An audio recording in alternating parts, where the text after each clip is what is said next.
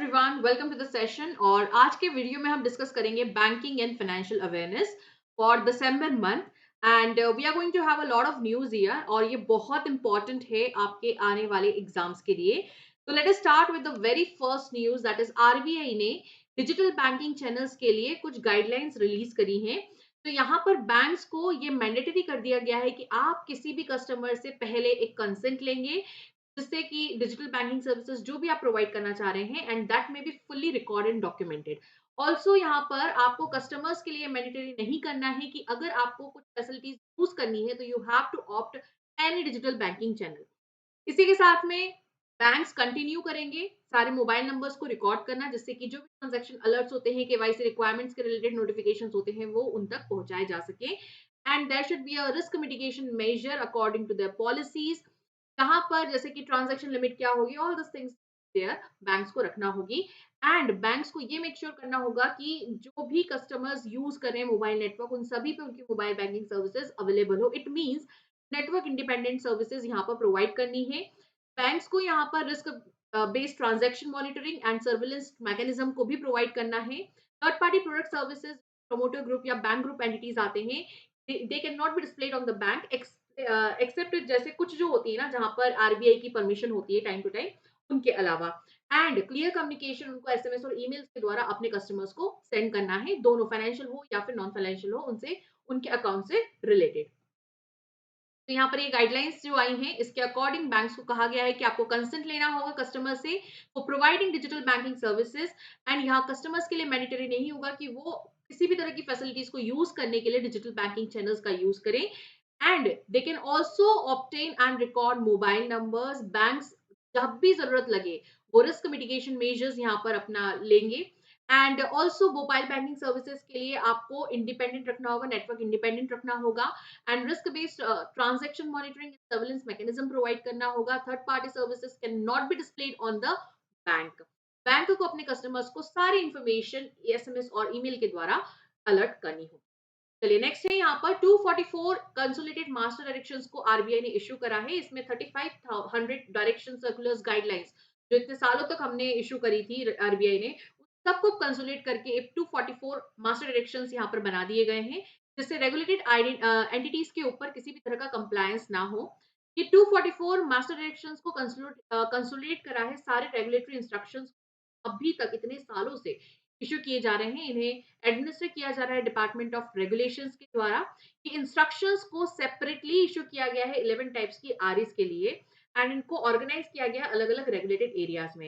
ये 11 टाइप के आरईज है: commercial bank, small finance bank, payment banks, local area banks, regional rural banks, urban cooperative banks, rural cooperative banks, all India financial institute, NBFCs, asset reconstruction company, credit information company.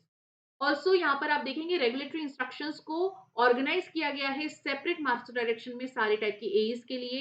Residual regulatory instructions को consider किया गया है separate miscellaneous MD में। Instructions जिसमें कि board की responsibility के बारे में बताया गया है, उसको सिंगल प्लेस में रखा गया है हर एमडी में।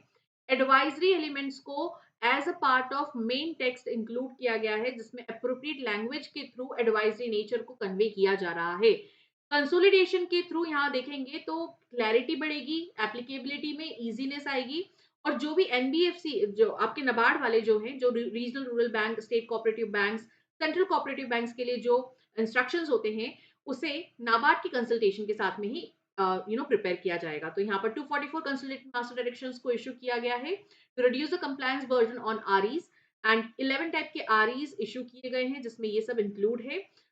नाबार्ड की कंसल्टेशन के साथ में जो इंस्ट्रक्शंस है वो RRBs, estate, central cooperative banks के लिए इश्यू किए जाएंगे। नेक्स्ट है एसबीआई और बीओआई ने एक एमओयू साइन करा है, जिससे वो सेंटर ऑफ एक्सीलेंस को स्टैब्लिश करेंगे और स्ट्रेटेजिक पार्टनरशिप, जहां पर इनका एम होगा कि हमें यहाँ पर लीडरशिप को और एक्सपर्टीज को एनहांस करना है in the project financing across the India.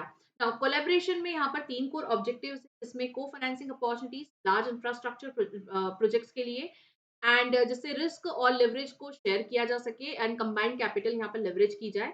Co-branded visibility to position both the banks as a unified one, and एक strong force रहेगा corporate और project financing domain में। Capacity building through joint training programme, जिससे कि एक strong pool of specialist रहेंगे, जो कि complex long term project financing को हैंडल करेंगे। तो यहाँ बैंक ऑफ इंडिया और एसबीआई ने एमओयू साइन करा है फॉर स्ट्रेटेजिक पार्टनरशिप, जिससे कि लीडरशिप और एक्सपर्टीज को फाइनेंसिंग प्रोजेक्ट फाइनेंसिंग में इनहेंस किया जा सके। तीन कोर ऑब्जेक्टिव्स है: फाइनेंसिंग अपॉर्चुनिटीज, को branding visibility and capacity building. BOI का हेडक्वार्टर मुंबई में है, सीईओ रजनीश कर्नाटक जी हैं, और हेडक्वार्टर ऑफ एसबीआई मुंबई में है, चेयरमैन चला श्रीनिवासु सेट्टी जी।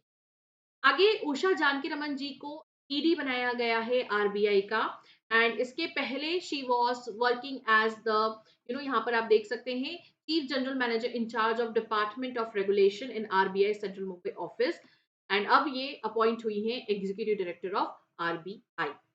नेक्स्ट है Ramakrishnan Chandra ji. Government of India ने रामकृष्ण चंद्र जी को एमडी बनाया है एलआईसी का, और ये 1 दिसंबर से इनका जो कार्यकाल है वो शुरू होगा।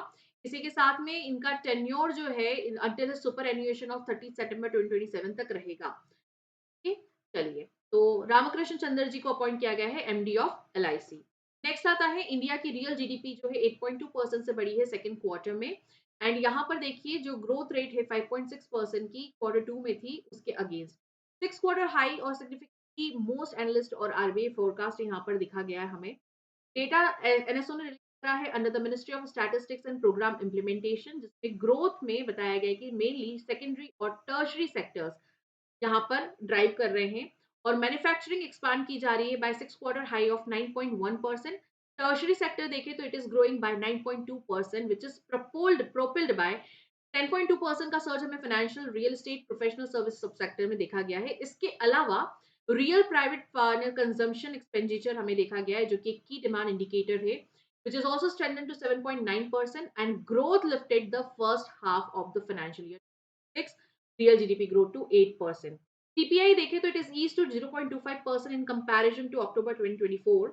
Lowest year on year inflation हमें देखने को मिला है करंट CPI सीरीज में। IIP देखें, it is registering the growth of 4.4% year on year basis, and इसमें 4.8% growth हमें मैन्युफैक्चरिंग सेक्टर को देखने को मिल रही है। IIP measures growth in manufacturing, mining, electricity, and it reflects the industrial activity strength. India का जो WPI बेस्ड इन्फ्लेशन है, it is also ease to -1.21% in October over October 2024। LFPR देखें तो करंटली वीक स्टेटस देखें इसका, तो for persons age 50 years and above it has climbed to 6 month high and reaching 55.4% in October 2025। India का cumulative export भी बढ़ा है 4.84% से, और नौकरी जॉब स्पिक इंडेक्स की इंडिकेटर रहा है व्हाइट कॉलर हायरिंग का इंडिया में। इंडेक्स में 10.1 ईयर ऑन ईयर राइज देखी गई है, जो कि एक strong white collar hiring momentum को रिफ्लेक्ट कर रही है। This growth is leading by 61% surge in AI and machine learning tools. तो यहाँ पर हमारे पास जो डेटा अभी आया है उसके अकॉर्डिंग, एनएसओ के डेटा के अकॉर्डिंग जीडीपी ग्रो करा है, मैन्युफैक्चरिंग सेक्टर ग्रो करा है, टर्शरी सेक्टर ग्रो करा है, real GDP half first of the financial year 2026 growth by 8%, real private financial consumption final consumption expenditure 7.9% पे पहुंच गया है। सीपीआई इज टू 0.25%, इंडिया का WPI based inflation is to -1.21%। IIP growth देखी गई है 4% की ईयर ऑन ईयर बेसिस पे। एलएफपीआर देखा गया है ऐसे पर्सन 15 और अबव एज के 55.4% पहुंचा है। इंडिया का क्यूमुलेटिव एक्सपोर्ट बढ़ा है। नौकरी जॉब स्पेक इंडेक्स के अकॉर्डिंग व्हाइट कॉलर हायरिंग भी बढ़ी है, and this is actually because of the surge 61% surge in AIML roles. NSO का हेडक्वार्टर न्यू दिल्ली में, chairperson professor Rajeev Laxman Karandikar ji. Next है डी सिप्स। देखिए, आरबीआई ने एसबीआई, आईसीआई और एचडीएफसी बैंक को डी सिप्स अनाउंस करा है। तीनों bank again same bucketing structure में है। Additional common equity tier requirement as a percentage of risk weighted asset को सेट करा है 0.80% पे एसबीआई के लिए, 0.40 एचडीएफसी और 0.20 आईसीआईसी बैंक के लिए। यहाँ पर अगर हम देखें तो जी सिप्स जो होते हैं in case of foreign bank जिनकी ब्रांच प्रेजेंस इंडिया में है and is a globally systemically important bank, इनको एडिशनल वन कैपिटल मेंटेन करना पड़ता है in India, which is applicable to S G proportionate to risk weighted assets in India. It means that additional CET buffer prescribed by home regulator multiplied by India का RWA and divided by total consolidated global group RWA. RBI ने SBI और ICI को 2015 से D से announce करा था, और HDFC को 2017 में, राइट। तो ये हमारा कुछ डेटा है यहाँ पर। ICIC bank, HDFC bank and SBI bank again है, that is domestic systemically important banks. ये too big to fail bank है, इनमें common equity tier 1 requirement as a percentage of risk weighted asset ratio जो है 0.80%, SBI के लिए 0.40, HDFC 0.20, ICIC bank के लिए। Now, there is an annual report of Ombudsman scheme जिसे रिलीज करा है आरबीआई ने। इस रिपोर्ट के अकॉर्डिंग क्रेडिट कार्ड जो है सबसे बड़ा सोर्स रहा है कस्टमर कंप्लेंट्स का। तो इसको हम स्मार्ट पॉइंट्स के थ्रू क्विकली रिवाइज करते हैं। देखिए, मेजर सोर्स जो है क्रेडिट कार्ड्स रहे हैं, जिसमें सर्च 20% का देखा गया है। कंप्लेंट्स प्राइवेट सेक्टर बैंक से 32,696 रिसीव हुई है और पब्लिक सेक्टर बैंक से 3,021। इसी के साथ में अलग-अलग तरह की कंप्लेंट्स है, जिसमें कुछ तरह का हमें रिडक्शन देखने को मिला है। जैसे एटीएम डेबिट कार्ड ट्रांजैक्शन में 28.33% का फेल देखने को मिला है। मोबाइल इलेक्ट्रॉनिक्स बैंकिंग में ड्रॉप देखने को मिला है 12.7% का। पेंशन रिलेटेड कंप्लेंट्स में 33.81%। पैरा बैंकिंग रिलेटेड कंप्लेंट्स में 24.16%। Remittance and collection of instrument related complaints में 9.73% का ड्रॉप देखने को मिला है। साथ ही साथ में अगर हम डिपॉजिट अकाउंट्स कंप्लेंट देखें तो ये 7.6% से बढ़ी है। लोन्स एंड एडवांसेस कंप्लेंट्स 1.63% से बढ़ी है। प्राइवेट सेक्टर बैंक जो कि 40% इंडिया का बैंकिंग एसेट होल्ड करता है, ये लार्जेस्ट सोर्स उभर के आया है कस्टमर ग्रीवियंसेस के लिए। टोटल कंप्लेंट जो बैंकिंग सिस्टम में रिसीव हुई है, it is 22,96,321 which is up 0.82% on year basis. Private sector में 37.53% का राइज देखा गया है, which is amounting to 1,11,199 grievances. Public sector bank में ड्रॉप देखा गया है 34.80% का। टोटल ग्रीवियंसेस में कंप्लेंट्स इंडिविजुअल के द्वारा जो रजिस्टर की गई है, इट इज 2,58,305 कंप्लेंट्स और 87.19% ऑफ द टोटल। और अगर हम यहाँ कंप्लेंट्स देखें अगेन एसएफवीज, ये जंप हुई है 42% से ईयर ऑन ईयर बेसिस पर।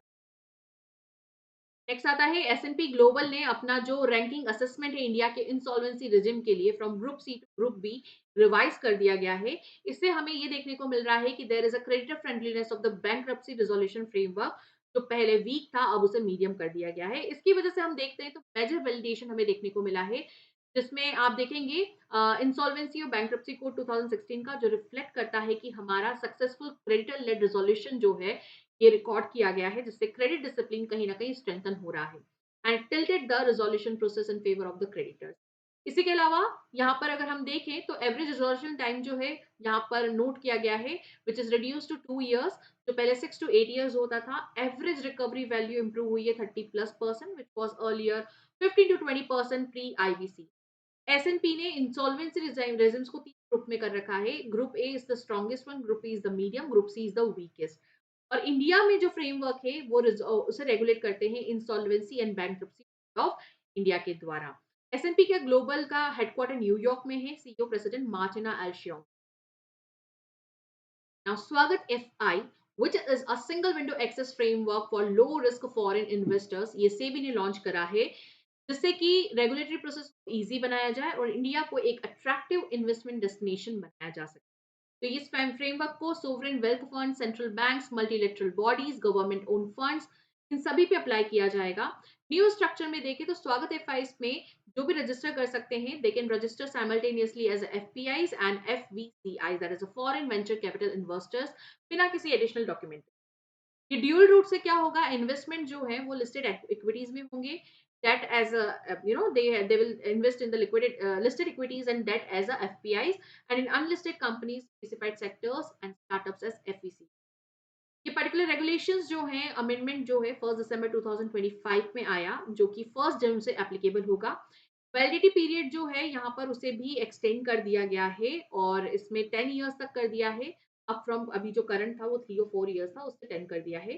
जो एफपीआईज ऑपरेट कर रहे हैं इंटरनेशनल फाइनेंशियल सर्विसेज से, सेबी ने उनको has allowed the retail scheme with the resident Indian sponsor और manager to register as F. ठीक है, और इसी से वो अल्टरनेट इन्वेस्टमेंट फंड के साथ में ही they can enjoy that facility.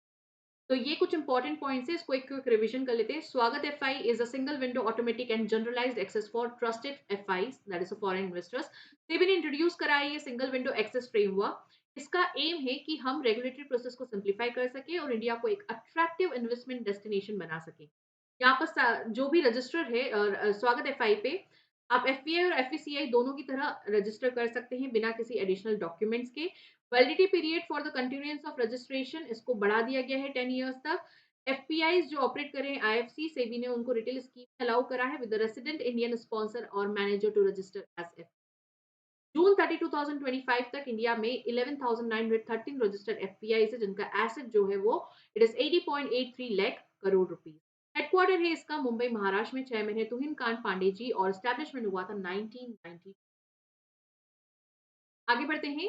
LIC ने दो नए प्लान्स इंट्रोड्यूस करे हैं, प्रोटेक्शन प्लस एंड बीमा कवच।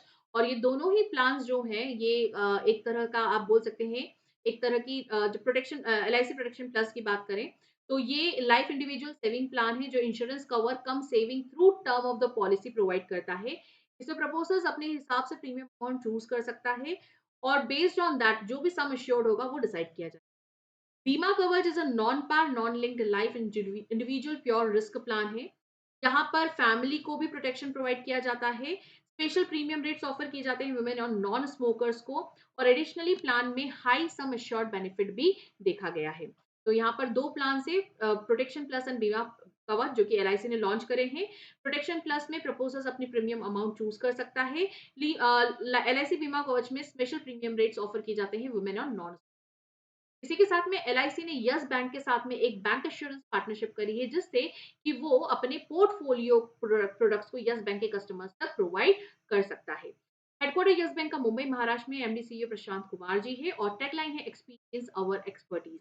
हेडक्वार्टर एलआईसी का मुंबई में। सीईओ दोराई स्वामी जी है। फाउंडेशन 1956 हुआ था एंड टैगलाइन भी 58 मीटिंग हुई है मॉनेटरी पॉलिसी कमेटी की और इसके रिगार्डिंग कुछ डेटा हमारे सामने आया है तो I will be reading it with the help of the smart points.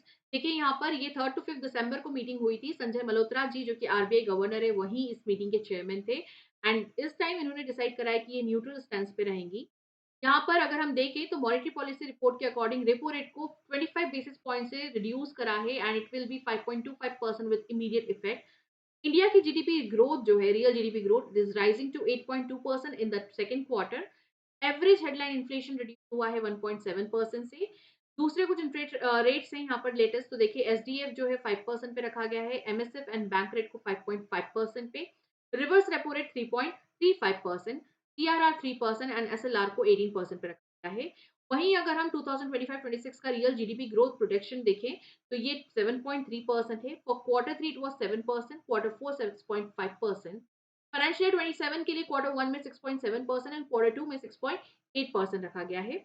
वहीं सीपीआई इन्फ्लेशन फोरकास्ट भी फाइनेंशियल ईयर 26 के लिए 2% रखा था, क्वार्टर 3 के लिए 0.6%, क्वार्टर 4 के लिए 2.9%, फाइनेंशियल ईयर 27 के क्वार्टर 1 के लिए 3.9%, क्वार्टर 2 के लिए 4%।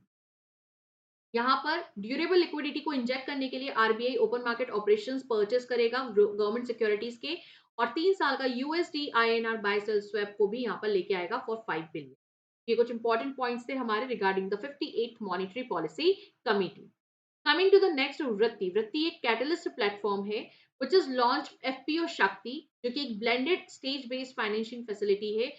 फार्मर प्रोड्यूसर ऑर्गेनाइजेशंस को टाइमली और एप्रोप्रिएट कैपिटल देने में हेल्प करेगा। इसे एचएसबीसी इंडिया के द्वारा सपोर्ट दिया जा रहा है और मैनेज किया जा रहा है वुमेन्स वर्ल्ड बैंकिंग इंडिया के द्वारा। यहाँ पर आप देखेंगे जो एक लॉन्ग स्टैंडिंग क्रेडिट गैप है उसको हटा करके जो जितने भी एफपीओज है उनकी हेल्प करना जिससे कि ये ग्रोइंग बियॉन्ड अर्ली इंक्यूबेशन।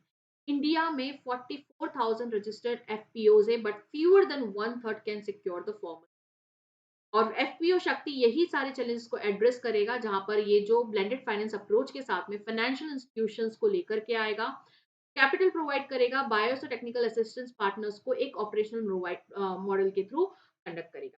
तो यहाँ पर ये कुछ इंपॉर्टेंट पॉइंट है हमारे 15। इसी के साथ में इनिशियल कोहोर्ट में 15 अर्ली ग्रोथ एफपीओस को सपोर्ट किया जाएगा। इसमें प्लान है कि they will be scaling it to over 100 organise. Next है NIPL and ACLEDA bank.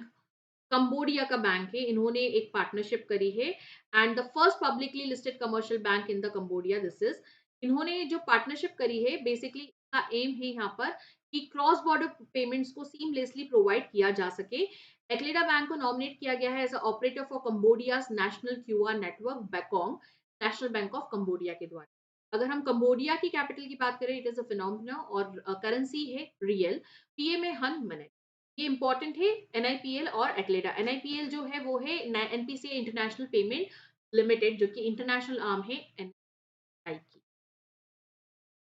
Next आते हैं हम विक्रम साहू जी, जिनको CEO of bank of America and appoint किया गया है इंडिया में फॉर 3 इयर्स टेन्योर। तो बीओएफए का हेडक्वार्टर नॉर्थ कैरोलिना में है। सीईओ ब्रायन मोनिहान है। फाउंडेशन इसका 1998 में हुआ था और सीईओ है विक्रम साहू जी। इन्होंने काकू नखाटे जी को सक्सीड किया है। आगे बढ़ते हैं। आरबीआई ने OMO that is open market operation purchase of government securities announce करे हैं 1 लाख करोड़ रुपीस की, जिससे कि बैंकिंग सिस्टम लिक्विडिटी को इंजेक्ट कर सके।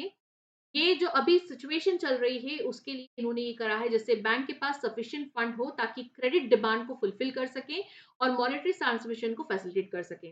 2 ट्रांचेस में होगा, 50,000 का हर ट्रांच होगा। एडिशनली यहाँ पर USD INR buy sell auction होगा $5 बिलियन का, जिसका टी ईयर का टेन्योर होगा, जिससे कि और 61,500 करोड़ की ड्यूरेबल रुपी लिक्विडिटी आएगी सिस्टम में। और यहाँ पर किसी भी तरह से फॉरेन रिजर्व को यहाँ पर रिड्यूस नहीं किया जाएगा। ठीक है, तो RBI OMO that is open market operation purchase जो है यहाँ पर गवर्नमेंट सिक्योरिटीज का करेगा 1 लाख करोड़ रुपए का। और साथ ही साथ USD INR buy sell swap option रहेगा $5 बिलियन का with 3 year of the tenure. Next है एनएचएआई को सेबी से अप्रूवल मिल चुका है, तो for its new infrastructure investment trust Rajmarg infra investment trust के रजिस्ट्रेशन के लिए, which will be under the SEBI Infrastructure Investment Trust Regulation 2014। इससे जो शिफ्ट है एनएचएआई के एसेट मोनेटाइजेशन स्ट्रेटेजी का यहाँ पे देखने को मिलेगा। RIT is designed as a public invite, जो कि टारगेट करेगा रिटेल डोमेस्टिक इन्वेस्टर्स को, कि वो अलाउ करे सिटीजन्स को कि वो नेशनल हाईवेज में डायरेक्टली इन्वेस्ट करे और टोल रेवेन्यू से रिटर्न्स अर्न कर सकता है। तो यहाँ पर देखिए राजमार्ग इन्वेस्टमेंट मैनेजर प्राइवेट लिमिटेड जो नई एंटिटी होगी, जिसे एनएचएआई ने इनकॉर्पोरेट करा है to manage the RITs, it will secure the final registration after meeting specific regulatory. अगर मैं एनएचएआई की बात करूं तो इसका हेडक्वार्टर न्यू दिल्ली में है। चेयरमैन संतोष कुमार यादव जी है और फाउंडेशन 1988 में रखा था। I have a question for you. आपको बताना है सेबी के चेयरमैन कौन है, who is the chairman of SEBI. Okay, this is the question for you, you have to answer this. Next है फिनो पेमेंट बैंक को आरबीआई से अप्रूवल मिला है कि ये अपने आप को स्मॉल फाइनेंस बैंक में कन्वर्ट कर सकता है। इस ट्रांजिशन से फिनो अब लार्जर डिपॉजिट एक्सेप्ट करेगा, लोन और क्रेडिट फैसिलिटीज प्रोवाइड करेगा। इसी के साथ में उसका कस्टमर बेस भी वो एक्सपांड कर सकता है, जो अभी फिलहाल सिर्फ पेमेंट बैंक्स तक रिस्ट्रिक्टेड है। नाउ अगर हम यहाँ बात करें आरबीआई गाइडलाइंस के अकॉर्डिंग, जो एग्जिस्टिंग पेमेंट बैंक्स हैं इन्हें रेसिडेंट्स के द्वारा कंट्रोल किया जाता है और उन्होंने अगर 5 साल के ऑपरेशन कंप्लीट कर लिया है तो ये एसएफबीज में कन्वर्ट हो सकते हैं। फिनो बैंक ने 2017 में इसका पेमेंट बैंक ऑपरेशन स्टार्ट करा था। अगर एक एसएफबी चाहिए आपको ओपन करना है तो एटलीस्ट 25% उसकी ब्रांचेस जो हैं अनबैंक रूरल सेंटर्स में होनी चाहिए। फिनो के अब जो अलावा जो 11 एसएफबीज है उनको ज्वाइन करेगा। एंड अगर हम बात करें मीन टाइम आरबीआई जो है यहाँ पर अप्रूवल दे रहा है to transition into universal bank, किसको, एयूएसएफबी को। कुछ अदर पेमेंट बैंक्स भी हैं जहां पर they are also working here, और they are Airtel payment banks, Jio payment banks, Paytm, NSDL and India post payment banks. तो फिनो पेमेंट पेमेंट बैंक्स को अब अप्रूवल मिल चुका है कि वो स्मॉल फाइनेंस बैंक बन सकता है। और यहाँ पर अगर स्मॉल फाइनेंस बैंक बनना है तो ये रेसिडेंट कंट्रोल बैंक होना चाहिए, 5 साल कंप्लीशन करना चाहिए। और एक एसएफबी जो है वो तभी कन्वर्ट हो सकता है, उसे ओपन करना है तो 25% ब्रांचेस जो है अनबैंक रूरल सेंटर में होनी। एयूएसएफबी को आरबीआई का अप्रूवल मिल गया है to transit into universal bank. चलिए आगे है एलआईसी और यस बैंक ने पार्टनरशिप करी है, which is a bank insurance partnership. इसे एलआईसी अपने प्रोडक्ट्स को यस बैंक के कस्टमर्स तक पहुंचाएगा, राइट। तो it will be working as a corporate agent for LIC. Next है large exposure framework and intergroup transaction exposure. Basically यहाँ पर कुछ गाइडलाइंस इशू किए गए, अमेंडमेंट्स इशू किए गए हैं और अमेंडेड गाइडलाइंस के अकॉर्डिंग आरबीआई को अब जो है जितने भी फॉरेन बैंक जो कि इंडिया में ऑपरेट कर रहे हैं as a branch exposure only towards its head office and branches of its head office, ये सब अब जो है एलईएफ के अंदर आएंगे। और जिनका एक्सपोजर दूसरे डिस्टिंक्ट लीगल एंटिटीज में है, जिसमें आप सब्सिडीज मान सकते हो इमीडिएट एचओ की, ये सब आईटी में। ठीक है, इसके अलावा ये भी बोला है कि सिंस कोई legal there is no legal ring fencing between foreign bank branch and its AO, RBI अपना ड्राफ्ट प्रपोजल रिटेन करेगा और एक्सपोजर जो है ग्रॉस बेसिस पर देखेगा। बैंक के पास पॉलिसीज होगी, मस्ट ऑफ द पॉलिसीज, जिससे कि कंसंट्रेशन रिस्क को मैनेज कर सकता है। एंड बैंक जो है अपने खुद के क्राइटेरिया भी बना सकता है to identify ultra large borrowers. And यहाँ पर दे मस्ट कंसीडर कि उनकी टोटल बोरोइंग्स बैंकिंग सिस्टम में क्रेडिट असेसमेंट क्या है। ठीक है, तो ये कुछ इंपॉर्टेंट पॉइंट्स है।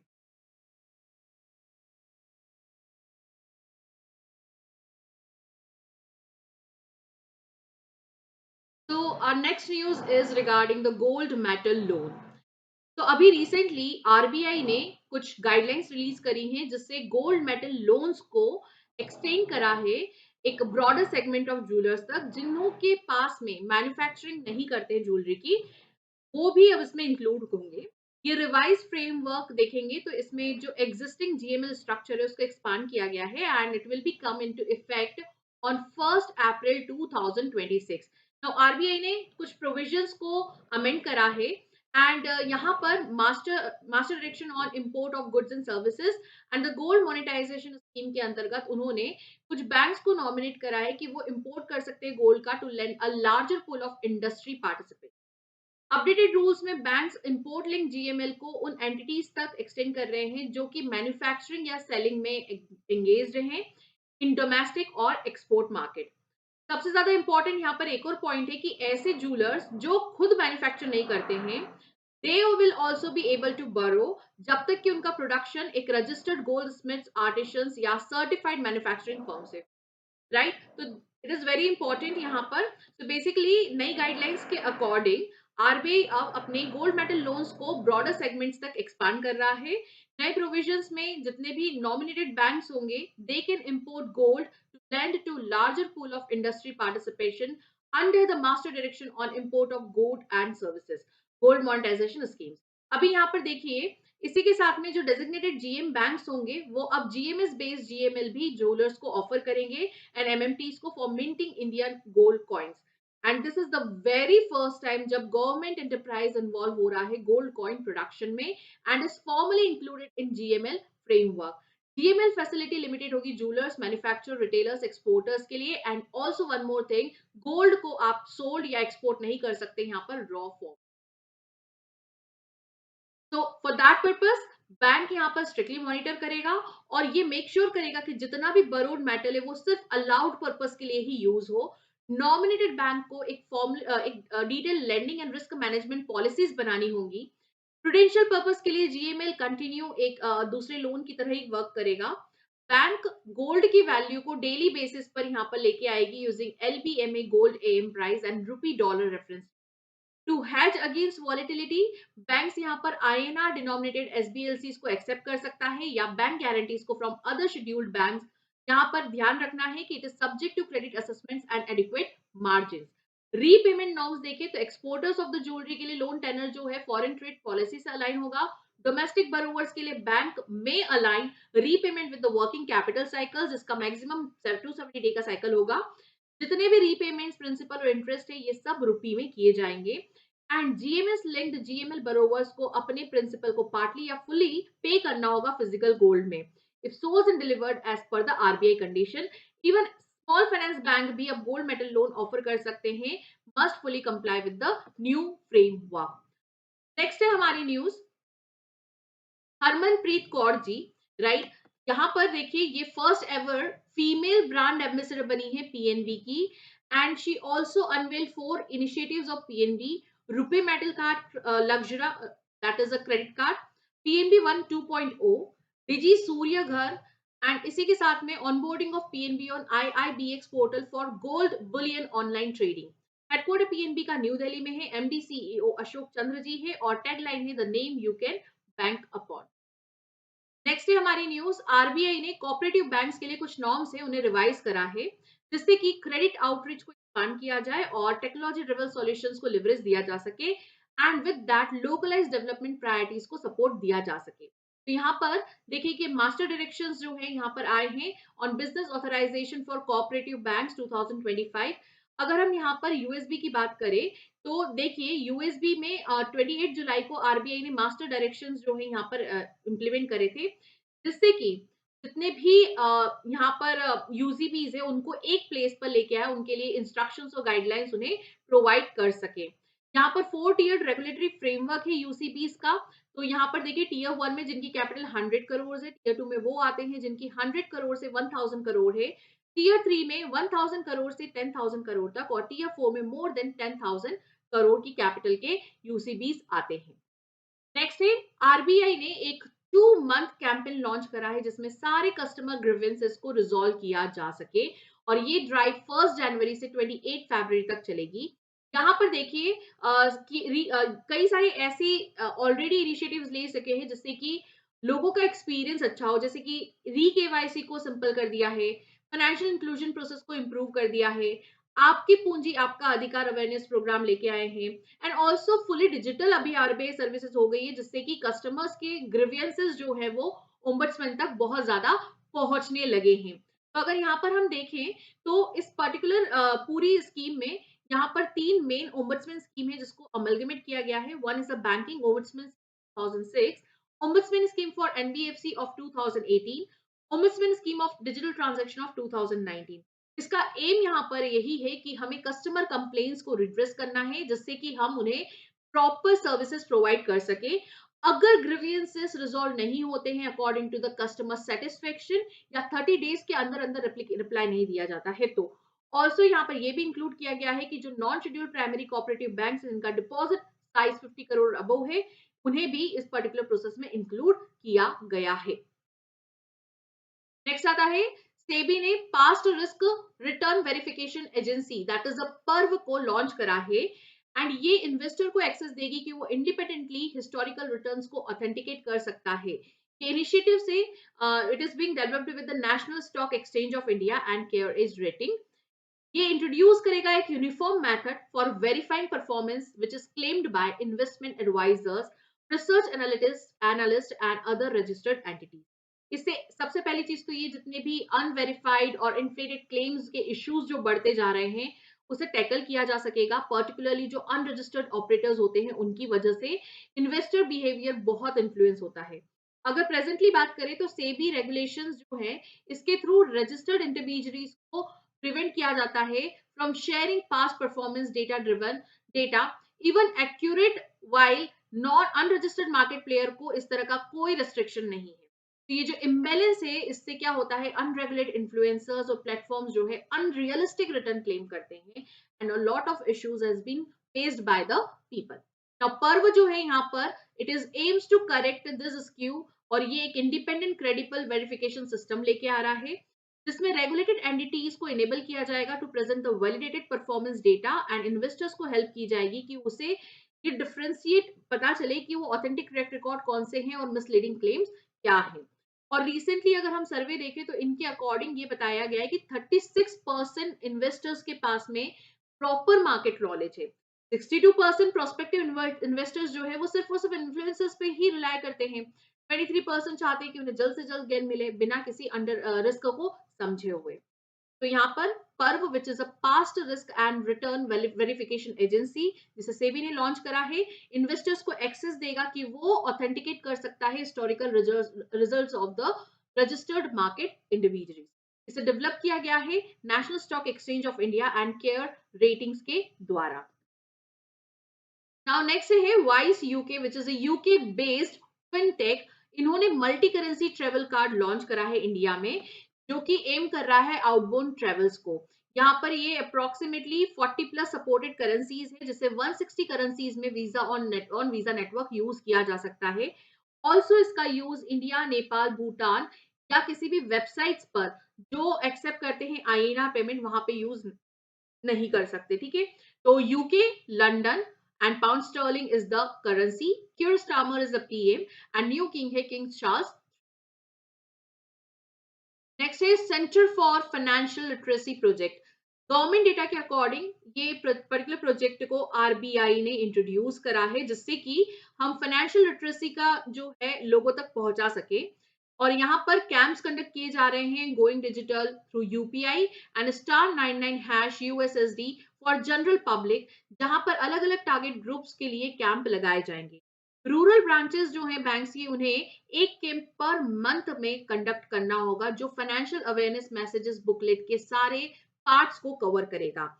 इसके साथ में ही जो फाइनेंशियल लिटरेसी वीक है वो भी कंडक्ट किया जाता है। हर साल 2016 से हम इसे कंडक्ट करते आ रहे हैं।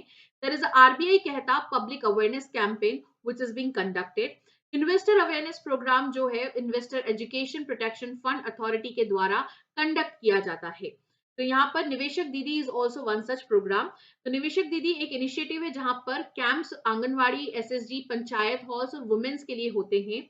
इवन आईईपीएफए और आईपीपीबी ने पार्टनरशिप करी थी निवेशक दीदी प्रोग्राम के अंदर, जिसके तहत ये फाइनेंशियल लिटरेसी को थ्रू 1110 कैंप्स के थ्रू प्रोवाइड करना चाह रहे हैं। निवेशक दीदी का फेज 2 7 अप्रैल 2025 को लॉन्च किया गया है। आरबीआई ने जम्मू कश्मीर बैंक पे 99.30 लाख रुपीस का फाइन इंपोज करा है क्योंकि ये ऐसे डायरेक्शंस जो grievance handling, customer communication, KYC verifications को लेकर के थे उन्हें फॉलो नहीं कर पाए। ये फाइन का जो इंपोज किया गया है for the contravention of section 26A of banking regulation act 1949 and RBI directions के जो इंटरनल ओम्बड्समैन स्कीम है उसके नॉन कंप्लायंसेस के लिए यहाँ पर इस फाइन को लगाया गया है। ठीक है, नेक्स्ट आते हैं हम report on growing retail digital payments value of interoperability. देखिए आईएमएफ की रिपोर्ट है ये, growing on retail digital payments, ये जून में आई थी। यहाँ पर इन्होंने यूपीआई को वर्ल्ड का largest retail fast payment system recognise करा है by transaction volume. According to ACI Worldwide Report on Prime Time for Real Time 2024, UPI का 49% शेयर है global real time payment system transaction volume में। Brazil second rank पर है and Thailand third पे है, China fourth rank पर है। Right, तो this is really a good thing. इसी के अलावा अगर हम देखें यहाँ पर तो एनपीसीआई राइट, तो यहाँ पर देखिए कुछ इनिशिएटिव्स है जो लिए गए हैं जिससे कि हम स्मॉल मर्चेंट्स भी डिजिटल पेमेंट सिस्टम को अडॉप्ट कर सकें। तो यहाँ पर गवर्नमेंट, आरबीआई, एनपीसीआई के द्वारा अलग अलग स्टेप्स लिए जाते हैं। Incentive scheme for promotion of low value Bhim UPI transaction, the payment infrastructure development fund, ये बैंक्स को सपोर्ट प्रोवाइड करते हैं एंड फिनटेक को डिप्लॉयमेंट के लिए यहाँ पर सपोर्ट प्रोवाइड किया जाता है। अगर हम यहाँ पर 2025 31 अक्टूबर तक देखें तो approximately 5.45 crore digital touch points को डिप्लॉय किया गया है। ये काफी इंपॉर्टेंट पॉइंट है।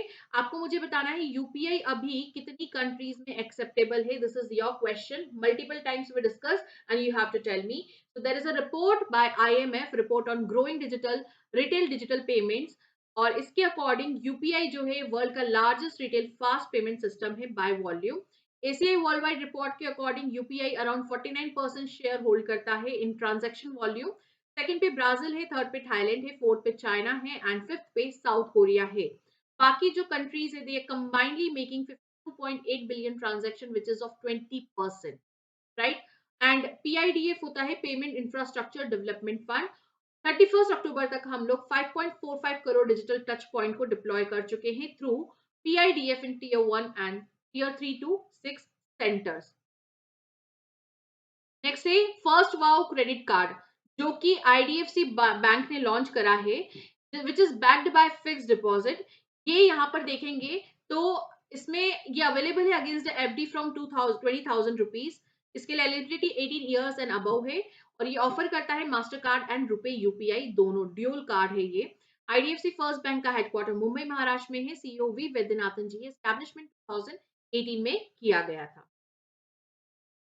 नेक्स्ट देखते हैं हम लोग गवर्नमेंट डेटा के अकॉर्डिंग यहाँ पर देखेंगे तो कॉन्स्टेंटली ये आरबीआई के साथ एंगेज है और जितने भी अनऑथराइज्ड डिजिटल लोन ऐप है इनसे कर्व करना चाहता है। इसीलिए एक डायरेक्टरी है जो उनकी वेबसाइट पर आ गई है डिजिटल लैंडिंग एप्स के। इसमें सारे डीएलए डिप्लॉयड जो रेगुलेटेड एंटिटीज के द्वारा है उनकी लिस्ट है। कस्टमर्स वेरीफाई कर सकता है कि वो डीएलए एसोसिएटेड है या नहीं, ये फेक है या नॉट लीगल। तो यहाँ पर देखिए अगर अनऑथराइज्ड लोनिंग लैंडिंग ऐप जो है डिजिटल लोन एप्स को आइडेंटिफाई किया जाता है तो मैटी उसे डायरेक्टली ब्लॉक कर सकती है under 69 section A, section 69 A of IT act 2000 के अकॉर्डिंग। इसी के साथ आरबीआई ने reserve bank of India directions 2025 issue किए, जिससे कि सिटीजन्स को फैसिलिटेट किया गया कि वो साइबर इंसिडेंट्स को रिपोर्ट कर सके। इसके लिए एमएचए ने national cyber crime report portal launch करा है। National cyber crime helpline 1930 launch करी है। बैंक सचेत पोर्टल पे भी यहाँ पर बोल रहा है कि आप कंप्लेन लॉन्च कर सकते हैं। एंड नेक्स्ट है, सेबी ने कुछ मर्चेंट बैंकर्स के लिए रेगुलेशंस नोटिफाई करे हैं। तो इसमें एक नया कैपिटल एडिक्वेसी फ्रेमवर्क इन्होंने इंट्रोड्यूस करा है and liquid net worth criteria introduce करा है। तो सेबी रूल्स जो रेगुलेशंस आए हैं, इन्होंने 4 साल पुराने डिकेड्स ओल्ड 4 कैटेगरी सिस्टम को यहाँ पर रिप्लेस करा है 2 टियर स्ट्रक्चर के साथ में। कैटेगरी 1 के अंदर सारी permitted activities managing public issue and on the main board. Category 2 undertake all the activities, let's do here. ये जितनी भी एक्टिविटीज है except managing the main board equity IPO, ये सब कैटेगरी 2 में आएंगे। SEBI overall merchant bankers rule और strict capital adequacy जो है उन्होंने इंट्रोड्यूस करी, जिसमें नेटवर्थ कैटेगरी 1 का 50 करोड़ और कैटेगरी 2 का 10 करोड़ रुपीस है। Mandatory liquid net worth 25% of the minimum and minimum revenue criteria over the 3 years. Category 1 के लिए 12.5 करोड़ एंड कैटेगरी 2 के लिए 2.5 crore. I have asked you who is the chairman of SEBI in the previous question, that is Tuhin Khan Pandey. Now there is a global bank of the year जिसे prestigious financial times publication the banker के द्वारा दिया गया है। वो DBS bank बना है जिसका हेडक्वार्टर सिंगापुर में है और थर्ड टाइम है कि इस बैंक को टॉप पोजीशन मिली है।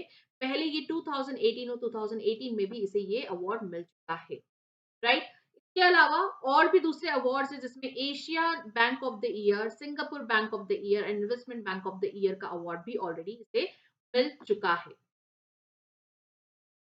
नेक्स्ट है एसबीआई और बैंक ऑफ बड़ौदा, इन्हें आरबीआई से अप्रूवल मिल चुका है कि ये लोग एक specialised digital payment intelligence platform को लॉन्च कर सकते हैं एंड सेटअप कर सकते हैं, जिससे कि रियल टाइम फ्रॉड डिटेक्शन यहाँ पर किया जा सके through a new section 8 company called India digital payment intelligence corporation, right. और इसे section 8 company structure company act 2013 के अंतर्गत बनाया गया है। It is clear by RBI और इसे डिपार्टमेंट ऑफ फाइनेंशियल सर्विसेज के द्वारा भी सपोर्ट दिया जा रहा है।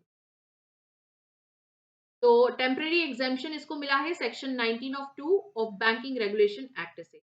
तो यहाँ पर हम लोग ऑलरेडी बीओबी का हेडक्वार्टर है वडोदरा में, एसबीआई का मुंबई में and chairman and MD CEO आप लोग यहाँ पर देख सकते हैं। नेक्स्ट है इंडसइंड बैंक ने जियोबीपी के साथ में पार्टनरशिप करके IndusInd bank Jio BP mobility plus credit card launch करा है which is powered by RuPay. Jio BP एक जॉइंट वेंचर है जियो इंडिया और BP which is UK based organisation. Okay, तो यहाँ पर अगर हम हेडक्वार्टर देखें इंडसइंड बैंक का महाराष्ट्र में है, हेडक्वार्टर रिलायंस बीपी का देखें तो वो भी मुंबई महाराष्ट्र में ही।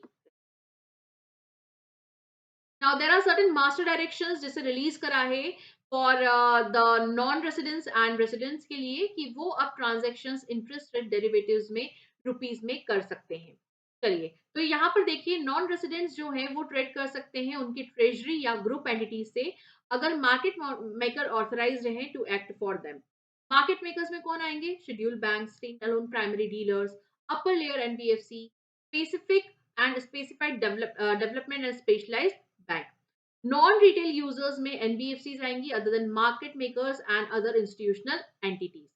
यहाँ पर एक कैप रखा है price value of base point propose for non resident positions. Maximum combined PVBP जो है सारे आउटस्टैंडिंग आईआईडी ट्रेड्स के लिए by non resident is 1000 crore rupees. Exchanges को इंट्रोड्यूस किया गया है, आईआरडी प्रोडक्ट्स इंट्रोड्यूस कर सकता है using the benchmark published by authorised financial benchmark administrator. Market makers जो हैं they should report offshore related parties global IRD transaction to CCI central trade repositories. ठीक है, इसी के साथ साथ एक्सचेंजेस जो हैं दे शुड इंश्योर कि यूजर्स को रिस्क का पूरी तरह से इंफॉर्मेशन हो before they enter to the market. Position limit FPI और अदर नॉन रेसिडेंट इन्वेस्टर्स के लिए 5000 करोड़ रुपीस है। Green short positions consolidated long position से एक्सीड नहीं होना चाहिए। नॉन रेसिडेंट आईआरडी सेटलमेंट्स जो हैं दे शुड यूज रुपी और vostro accounts in India and foreign currency settlement में use normal banking channels. Then आता है SINE, which is a society of innovation and entrepreneurship. ये आईआईटी बॉम्बे पे एक umbrella organisation है। इन्होंने इंडिया का first ever deep tech venture capital fund Y point venture capital fund, जिसको 250 करोड़ इसका कॉस्ट है, उसे लॉन्च करा है। तो यहाँ पर देखिए ये जो कैपिटल फंड है इसमें ये प्री सीड और सीड स्टेजेस में 25 to 30 स्टार्टअप्स में यहाँ पर इन्वेस्ट किया जाएगा। इनका मैक्सिमम टिकट साइज होगा 15 करोड़ रुपीस। इसे सेबी से अप्रूवल मिल चुका है and will be registered as category 2 alternate investment fund. Next है पीएफआरडीए ने परमिशन दे दी है to invest in real estate investment trust and infrastructure investment trust.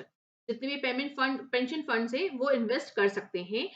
यहाँ पर देखिए जो एनपीएस सब्सक्राइबर्स हैं ये इनको wider basket of high quality debt equity infrastructure और रियल एस्टेट इंग्लैंड इंस्ट्रूमेंट में एक्सपोजर को एक्सपांड किया गया है।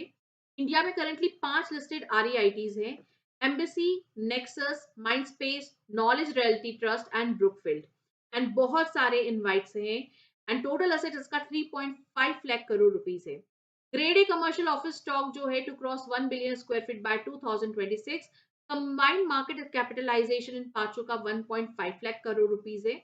और अगर हम 7 फरवरी तक बात करें तो इंडिया का आरईआईटी मार्केट का gross AUM dollar sorry rupees 1.52 lakh crore rupees है। मार्केट कैपिटलाइजेशन 95,000 है। पोर्टफोलियोज जो मैनेज किए जाते हैं इन आरईआईटीज के द्वारा, they cover 126 million square feet of grade A office and retail spaces across the India. Next है आरबीआई ने कुछ रिवाइज नॉर्म्स दिए हैं कैश क्रेडिट और करंट एंड ओवरड्राफ्ट अकाउंट के, which is used for business and commercial transaction by inserting a dedicated एक maintenance of cash credit account, current account, overdraft account chapter in the credit risk management directions। यहाँ पर देखिए इनका M है कि हम एक ऑपरेशनल फ्लेक्सिबिलिटी बैंक को दे सकें एंड साथ ही साथ में फंड फ्लो मॉनिटरिंग और क्रेडिट डिसिप्लिन को मेंटेन कर सकें। कुछ चेंजेस यहाँ रखे गए। पहले रेस्ट्रिक्शन होता था कैश क्रेडिट अकाउंट्स पे, उसे लिफ्ट कर दिया गया है और अब ये कोर वर्किंग कैपिटल लाइंस होंगी। बैंक्स फ्रीली ओपन कर सकता है current and OD accounts customers को with exposure below 10 crore rupees. जिनका 10 करोड़ से ज्यादा है with the 10% share, more than 10% share, they can hold full current and OD accounts and others only collect accounts with the limited outflows। ठीक है, तो ये हमारी कुछ रिवाइज नॉर्म्स आरबीआई के रहे। नेक्स्ट है इंडिया का एफडीआई 18% बढ़ गया है एंड ये गवर्नमेंट का लेटेस्ट डेटा है। Let us see that. So government के लेटेस्ट डेटा के according it is rise to 18% and amounting to 35.18 billion dollar. और इनफ्लो जो यूएस से है it is increase to $6.62 billion during the first half of financial year 26। Highest portion जो है total FDI equity का inflow का वो है सर्विस सेक्टर। टोटल एफडीआई जो आपका फर्स्ट हाफ है उसमें $50 बिलियन तक पहुंच चुका है। Singapore leading the top investor at $11.94 billion dollar. इसके बाद यूएस, मॉरिशियस एंड यूएई आता है। हाईएस्ट स्टेट वाइज शेयर देखें तो महाराष्ट्र, कर्नाटक एंड तमिलनाडु का यहाँ पर रहता है।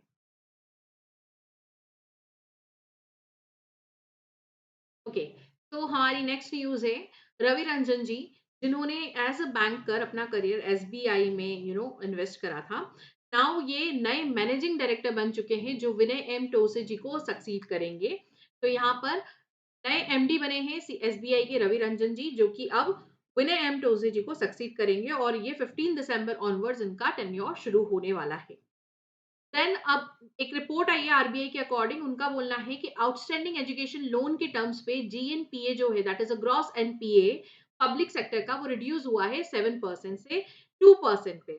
ठीक है, तो अब इसके बारे में न्यूज हम देखते हैं। तो आरबीआई ने एडवाइस करा है बैंक्स को कि आप एक बोर्ड अप्रूव्ड लोन पॉलिसी लेके आइए और क्रेडिट डिसीजंस उस पर्टिकुलर पॉलिसी के अकॉर्डिंग, रेगुलेटरी गाइडलाइंस के अकॉर्डिंग लीजिए। आरबीआई ने बहुत सारे इनिशिएटिव्स लिए हैं जिससे कि वो रिकवरी कर सकें और साथ ही साथ में जितने इस बैंक से उनको रिकवरी में रिजॉल्व कर सके। जिसमें सबसे पहला था prudential framework for the resolution of stress assets का इशुएंस। आरबीआई के डायरेक्शंस 2025 के अंतर्गत इसे इशू किया गया था। देन आरबीआई ने सभी शेड्यूल्ड कमर्शियल बैंक्स को एडवाइस करा है कि वो मॉडल एजुकेशन लोन स्कीम को अडॉप्ट करे, which was last amended on March 21, 2024। यहाँ पर नीड बेस्ड एजुकेशन लोन दिए जाते हैं अप टू 7.5 लाख के, बिना किसी कोलेट्रल के, ऐसे स्टूडेंट्स को जो सीएसआईएस या सीजीएफएससीएल में एलिजिबल है। CSICL is a central sector interest subsidy scheme and CGFSEL is a credit guarantee fund scheme for education loan. PSBs collateral free loans up above 7.5 lakh रुपए भी प्रोवाइड कर सकते हैं केस बाय केस बेसिस पर, और अगर board के द्वारा अप्रूव्ड हो जाता है। एंड ऑल्सो आरबीआई ने बोला है कि आप 4 लाख तक के एजुकेशन लोन पे किसी भी तरह का कोलेट्रल सिक्योरिटी लेना जरूरी नहीं है। पीएम विद्या लक्ष्मी स्कीम जो 6 नवंबर 2024 को लॉन्च की गई थी, इसमें मेरिटोरियस स्टूडेंट्स को लोन दिया जाता है to get the admission in the top quality high educational institutes in the India. National commodity and derivatives exchange को सेबी से अप्रूवल मिल चुका है ताकि ये अपना mutual fund transaction platform launch कर सके। तो late us see the news. यहाँ पर ये जो एनसीसीएल एनसीडीएक्स है, ये रिस्पॉन्सिबल होगा जितने भी म्यूचुअल फंड सब्सक्रिप्शन और रिडेम्पशन ऑर्डर्स होंगे उनके क्लियरिंग और सेटलमेंट्स के लिए। इसके अलावा एनसीडीएक्स के द्वारा और भी कुछ अप्रूवल्स है जो मिले हैं। सेबी ने SEBI's approval to launch an electronic platform for MF distribution and preliminary approval to introduce trading in equity linked products also including derivatives. NCDEX का हेडक्वार्टर मुंबई में है, चेयरमैन आशीष बहुगुणा जी है, एमडी सीईओ अरुण रस्ते जी। नेक्स्ट आते हैं, अभी कुछ ऑफिशियल डेटा आया है, उसके अकॉर्डिंग इंडिया का बैंकिंग सेक्टर इसके सबसे स्टेबल फेज में है इन द 2 decades, जिसका एनपीए शार्पली फॉल हो रहा है और प्रॉफिटेबिलिटी रिकॉर्ड लेवल्स पर। ये डेटा को हम देखते हैं, देखिए ग्रॉस एनपीए जो है वो ड्रॉप हुआ है 2.31% से, नेट एनपीए डिक्लाइन हुआ है 0.52% से। पब्लिक सेक्टर बैंक में देखें तो जीएनपीए 2.58% है। डोमेस्टिक डिपॉजिट्स बढ़े हैं 231.9 लाख रुपीस करोड़ से। एंड डोमेस्टिक क्रेडिट का बढ़ावा देखा गया है, हमने बढ़त देखी है 181.34 लाख करोड़ रुपीस की। Capital to risk asset ratio ये बढ़ा है 17.36% से, और सीईटी 1 रेशियो 14.81% से। पीएसबी के प्रॉफिट बढ़े हैं 1.7 लाख 8 लाख करोड़ रुपीस से। हाईएस्ट एवर अर्निंग हमें कमर्शियल बैंक में देखी गई है रुपीस 0.01 लाख करोड़ रुपीस। तो ये कुछ डेटा है जो बैंकिंग सेक्टर को लेकर के हमें देखने को मिला। नेक्स्ट एसबीआई ने 150 मिलियन यूरोस की एक लाइन ऑफ क्रेडिट जर्मनी के डेवलपमेंट बैंक केएफडब्ल्यू के साथ में साइन करी है, जिससे ये climate friendly energy generation projects को फाइनेंस करेगा, which is the second phase of the green finance partnership, right. And this is what it is worth 150 million euro. German की कैपिटल बर्लिन है, करेंसी यूरो है, president Frank Walter स्टेनमियर है, chancellor Friedrich Merz है। ठीक है, आगे बढ़ते हैं हम। आरबीआई ने अपने फाइनल ट्रांजैक्शन अकाउंट से रिलेटेड कुछ गाइडलाइंस दी है एंड कुछ की रिलैक्सेशंस भी यहाँ पर मेक श्योर करे हैं, कि ओवरऑल प्रिंसिपल बेस्ड फ्रेमवर्क को मेंटेन किया जा रखे। तो देखिए मैं ये सारे यहाँ पर दिखाती हूँ, कुछ जो ड्राफ्ट नॉर्म्स है इसमें ट्रांजैक्शन अकाउंट्स को कवर किया गया है, which is operationalised across the 7 regulated categories entities. यहाँ पर अब लेंडिंग बैंक जिनको मोर देन 10% एक्सपोजर है, दे कैन ओपन करंट और ओवरड्राफ्ट अकाउंट फॉर बोरोवर्स। अगर कोई भी बैंक इस थ्रेशोल्ड करता है तो जो लेंडर्स जिनके पास हाईएस्ट एक्सपोजर है, they can operate this accounts. Requirement जो ट्रांसफर फंड्स की थी from collection account to designated transaction accounts पे कर दिया गया है विद इन 2 वर्किंग डेज। ये गाइडलाइंस इफेक्ट में आएंगी 1 अप्रैल 2026 ऑन। नेक्स्ट है गूगल पे ने फ्लेक्स लॉन्च करा है, जो कि first UPI powered co-branded credit card है, जिसे इन्होंने एक्सिस बैंक के साथ में मिलकर के रुपए नेटवर्क पे बनाया है। इससे यूजर्स पूरी तरह से ये फुली डिजिटल कार्ड को लिंक कर सकते हैं अपनी यूपीआई आईडी के साथ में with in the app for seamless QR code payments using the credit limits. तो ये काफी अच्छा है। गूगल पे ने इसी के साथ में पॉकेट मनी भी इंट्रोड्यूस करा है, जिससे पेरेंट्स जो है अपने बच्चों को फाइनेंशियल रिस्पॉन्सिबिलिटी सिखा सकते हैं and it is built on the UPI circle framework. Pocket money parents को एक एक तरह की यहाँ पर प्रोवाइड करता है कि वो अपने बच्चों को पैसा दे सके एंड सुपरवाइज कर सके वो कैसे अपने डिजिटल पेमेंट को एक्सेस कर रहे हैं। यहाँ पर 2 मोड है। पहला मोड मंथली लिमिट पेरेंट्स 15,000 रुपए भेज दें, ठीक है, स्पेंडिंग कैप रख दें। और दूसरा है अप्रूवल मोड, मतलब कि जब भी कोई इंडिविजुअल ट्रांजैक्शन चाइल्ड इनिशिएट करेगा तो पेरेंट्स उसको अप्रूव कर सकता है। गूगल पे ने एक और नए फीचर जो है स्मॉल मर्चेंट्स के लिए लॉन्च करा है, which is unified customer ratings and gen AI powered ads. अगर हेडक्वार्टर देखें एक्सिस बैंक का तो मुंबई में है, एमडी सीईओ अमिताभ चौधरी है, टैगलाइन बढ़ती का नाम जिंदगी है। Handbook of statistics on Indian states, RBI ने 10th एडिशन इसका रिलीज करा है। एनुअल पब्लिकेशन इनिशिएट हुआ है 2016 में, जिसमें consolidated comparable statistical sources provide किए गए हैं। एक नया एक्सटर्नल सेक्टर सेक्शन भी ऐड किया गया है और 11 new state wise statistical tables भी इंट्रोड्यूस किए गए हैं across the multiple domain, right. तो यहाँ पर देखिए, domestic tourist visit, net value added, current prices, net value added, constant prices, status of the groundwater extraction in India, revenue expenditure, capital receipts, market borrowings of the state governments, gender-wise subscriber of NPS, gender-wise enrollment under Atal Pension Yojana, foreign tourist visits, and यहाँ पर 2011 census से table source की गई थी उसे remove कर दिया गया है। साथ ही साथ में स्टेट डोमेस्टिक प्रोडक्ट टेबल्स जो कि 2004-2005 के डेटा पे बेस्ड थी, उसे भी डिसकंटिन्यू कर दिया गया है। तो 10th एडिशन जो है handbook of statistics on Indian states release by RBI.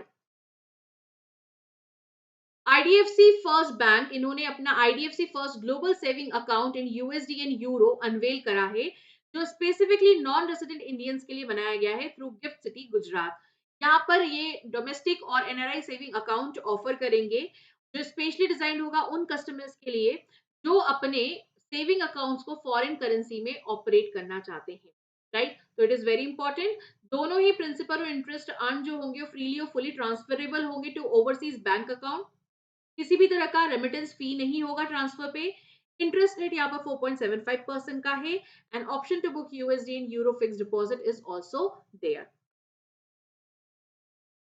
There are two new thematic fund जो कि नबार्ड लॉन्च करने वाला है, एंड इसमें 1000 करोड़ का NABARD green impact fund and 300 crore का नबार्ड कार्बन फंड होगा।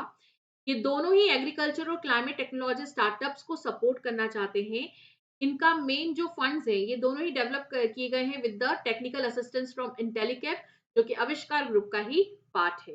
नाउ यहाँ पर देखेंगे हम लोग, तो देखिए नाबार्ड ग्रीन इम्पैक्ट फंड, तो अभी तक 300 स्टार्टअप्स को नाबार्ड सपोर्ट कर चुका है, और जो अप्रूवल है एग्रीश्योर स्कीम के अंदर नाबार्ड का वो 200 करोड़ रुपीस का है, जिसमें 130 करोड़ रुपीस अप्रूव किए गए हैं फंड्स ऑफ फंड्स स्कीम में and 70 crore cleared under the direct. There are only 2800 DPIIT recognized agritech startups in India till now. NABARD का हेडक्वार्टर मुंबई में है, चेयरमैन शाजी केवी है and foundation it is regarding the SEBI security exchange board of India stock broker regulations 2025। तो देखिए सेबी ने कुछ proposals का approval दिया है for the framework which is governing the stock broker, जिससे कि एक नया रेगुलेशन लेके आए हैं, that is a Securities and Exchange Board of India Stock Brokers Regulation 2005। और इस पर्टिकुलर रूल से जो existing SEBI stock broker regulation 1992 है उसको रिप्लेस किया जा रहा है। नए रेगुलेशंस में आप देखिए इसमें कुछ रूल्स है, कुछ फीचर्स है which is approved by the board. इसमें स्टॉक ब्रोकर रेगुलेशंस को रीस्ट्रक्चर किया जाएगा 11 चैप्टर्स में, और इसमें सारे क्रिटिकल एस्पेक्ट्स को इंक्लूड किया जाएगा। रिडंडेंट शेड्यूल्स को डिलीट किया जाएगा और रिलेवेंट वंस को इंटीग्रेट करके एक चैप्टर में बना दिया जाएगा, जिससे कि ईज ऑफ अंडरस्टैंडिंग हो, साथ ही साथ क्लैरिटी इंप्रूव होए। ब्रोकर रजिस्ट्रेशन फॉर्म्स अब एक प्रिस्क्राइब्ड वे में होंगे through SEBI circulars, and they are framed in the consultation with the industry standard forum. Duplicate और रेपिटेटिव प्रोविजंस को रिमूव कर दिया जाएगा, बेटर कंसल्टेशन किया जाएगा रूल्स जो कि अंडरराइटिंग रिलेटेड है। Code of conduct and permitted broker activities की डेफिनेशंस यहाँ पर इंक्लूड की गई है, जैसे who are the clearing member, then professional clearing member कौन होंगे, proprietary trading members, proprietary trading and designated directors have been amended to remove the ambiguity. Now कुछ नए प्रोविजंस है जहां पर they are allowing for the joint inspection and management maintenance of the book of accounts in electronic form, and also ease of doing business को support किया जाएगा। Creating the एक particular identify किया जाएगा क्राइटेरिया क्वालिफाइड स्टॉक ब्रोकर्स का, इसे rationalise किया जाएगा। साथ ही साथ में ब्रोकर्स को लार्ज एक्टिव क्लाइंट बेसिस के साथ में जोड़ा जाएगा एंड हायर ट्रेडिंग वॉल्यूम्स के साथ में under the enhance supervision. Stock exchange will be acting as a first line regulators and brokers को रिपोर्ट करने होंगे नॉन कंप्लायंस, फाइनेंशियल और इंटीमेट रिकॉर्ड मेंटेनेंस डिटेल्स को सबमिट करना होगा एक्सचेंजेस को। साथ ही साथ में हिस्टोरिकल और नॉन एप्लीकेबल प्रोविजंस जैसे कि जो फिजिकल शेयर डिलीवरी से रिलेटेड है उन्हें भी एलिमिनेट कर दिया गया and forward market commission sub broker को एलिमिनेट कर दिया गया है। जो रेगुलेशन है इन्हें सिंप्लीफाई बना दिया गया है, कंडेंस बना दिया गया है और अब जो पेजेस है वो 29 हो गए हैं जो पहले 59 हुआ करते थे। वर्ड काउंट को भी यहाँ पर कम कर दिया गया है। तो सेबी एक्सचेंज जो आपका यहाँ पर security and exchange board of India है, ये कुछ नए रेगुलेशंस लेके आया है, स्टॉक ब्रोकर रेगुलेशंस 2025, जिसने 1992 रेगुलेशंस को रिमूव करा है, रिप्लेस करा है। इसके फीचर्स देख लेते हैं हम एक बार फिर से। सारे रेगुलेशंस को 11 चैप्टर में ऑर्गेनाइज किया गया है, रिडंडेंट शेड्यूल्स को डिलीट कर दिया गया है और रिलेवेंट को मर्ज कर दिया गया है एक चैप्टर में। ब्रोकर रजिस्ट्रेशन फॉर्म अब सेबी सर्कुलर के द्वारा इशू किए जाएंगे। डुप्लीकेट प्रोविजंस को रिमूव किया गया है, अंडरराइटिंग रूल्स को और साथ ही साथ में यहाँ पर जो परमिटेड एक्टिविटीज है इनको कंसोलिडेट किया गया है। की डेफिनेशंस यहाँ अमेंड की गई है जिससे एम्बिग्यूटी ना हो। नए प्रोविजंस यहाँ पर लेकर आए हैं to enable the joint inspection and electronic book of accounts, जिससे ईज ऑफ डूइंग बिजनेस को हेल्प मिलेगी। क्वालिफाइड स्टॉक ब्रोकर्स के क्राइटेरिया को रैशनलाइज कर दिया गया है। Stock exchange will be the first line regulators. Brokers अपनी नॉन कंप्लायंस रिपोर्ट और फाइनेंशियल रिकॉर्ड्स को स्टॉक एक्सचेंजेस को सबमिट करेंगे। आउटडेटेड प्रोविजंस जो फिजिकल शेयर डिलीवरी और forward market commission sub broker पे है इन्हें एलिमिनेट कर दिया गया है। रेगुलेशंस को सिंप्लीफाई कर दिया गया है। अब ये 29 पेजेस में कवर किया गया है एंड 18,000 से लेकर के 846 वर्ड से अब ये 9,073 वर्ड्स हो गया है, क्योंकि जितना ज्यादा कंसोलिडेटेड वे में होता है उतनी ज्यादा अंडरस्टैंडिंग होती है। जितना ज्यादा बिखरा हुआ होता है समटाइम्स रिडंडेंसी बहुत बढ़ जाती है एंड अगर सेम लॉ और सेम रूल को मल्टीपल जगह पे मिला मेंशन किया जाता है तो कई बार कंफ्यूजन भी होता है। That is the reason why इसमें जितनी भी रिडंडेंसी थी उसे रिमूव कर दिया गया है। नेक्स्ट है हमारा पीएफआरडीए रेगुलेशंस 2025। तो देखिए PFRDA exist and withdrawal rules जो है अंडर एनपीएस इनको अभी रिलीज करा है। और नेशनल पेमेंट सिस्टम सब्सक्राइबर्स जो है अब they can have the financial assistance from the regulated institutions. और ये अलाउ करेंगे लेंडर्स को टू मार्क अ लियन और change on up to 25% of subscribers own contribution in their individual pension. Currently regulation जो है वो कोई भी ऐसे assignment they provided any assignment pledge और चार्ज ऑन एनपीएस बेनिफिट ये वॉइड है एक्सेप्ट कुछ एक्सप्लिसिटली परमिटेड है उनके अलावा। जो अमेंडमेंट्स है जो रैशनलाइज करते हैं पार्शियल विड्रॉल को by retaining one time house purchase या कंस्ट्रक्शन के लिए। अगर कोई हाउस ओन नहीं करते हैं एक्सेप्ट एंसेस्ट्रल मेडिकल नीड्स को यहाँ पर ब्रॉडन किया गया है, जिसमें ट्रीटमेंट और हॉस्पिटलाइजेशन कवर किया गया है विदाउट डिसीज लीज। एंड इसी के साथ सेटलमेंट जो है फाइनेंशियल ऑब्लिगेशन के लिए अगेंस्ट एनपीएस लियंस इसको भी यहाँ पर ऐड किया गया है। लेकिन स्किल डेवलपमेंट स्टार्टअप्स को रिमूव कर दिया गया है। 5 ईयर लॉक इन को एलिमिनेट करके कर दिया गया है और यहाँ रिवाइज करके नॉर्मल एग्जिट जो है इट्स वेस्टिंग टू 15 ईयर्स और 60 ईयर्स ऑफ द एज, जो भी अर्लियर होगा। Enhancing lump sum option for non government subscribers इसको 80% कर दिया गया है which minimum 20% annuity. would differentiate rules for corpus up to 12 lakh including 100% lump sum, 8 lakh for up to 6 lakh lump sum plus annuity for 8 to 12 lakh balances। तो ये कुछ rules and regulation है PFRDA के जो notify करे हैं उन्होंने। That is the PFRDA exits withdrawal under the NPS amendment regulation 2025।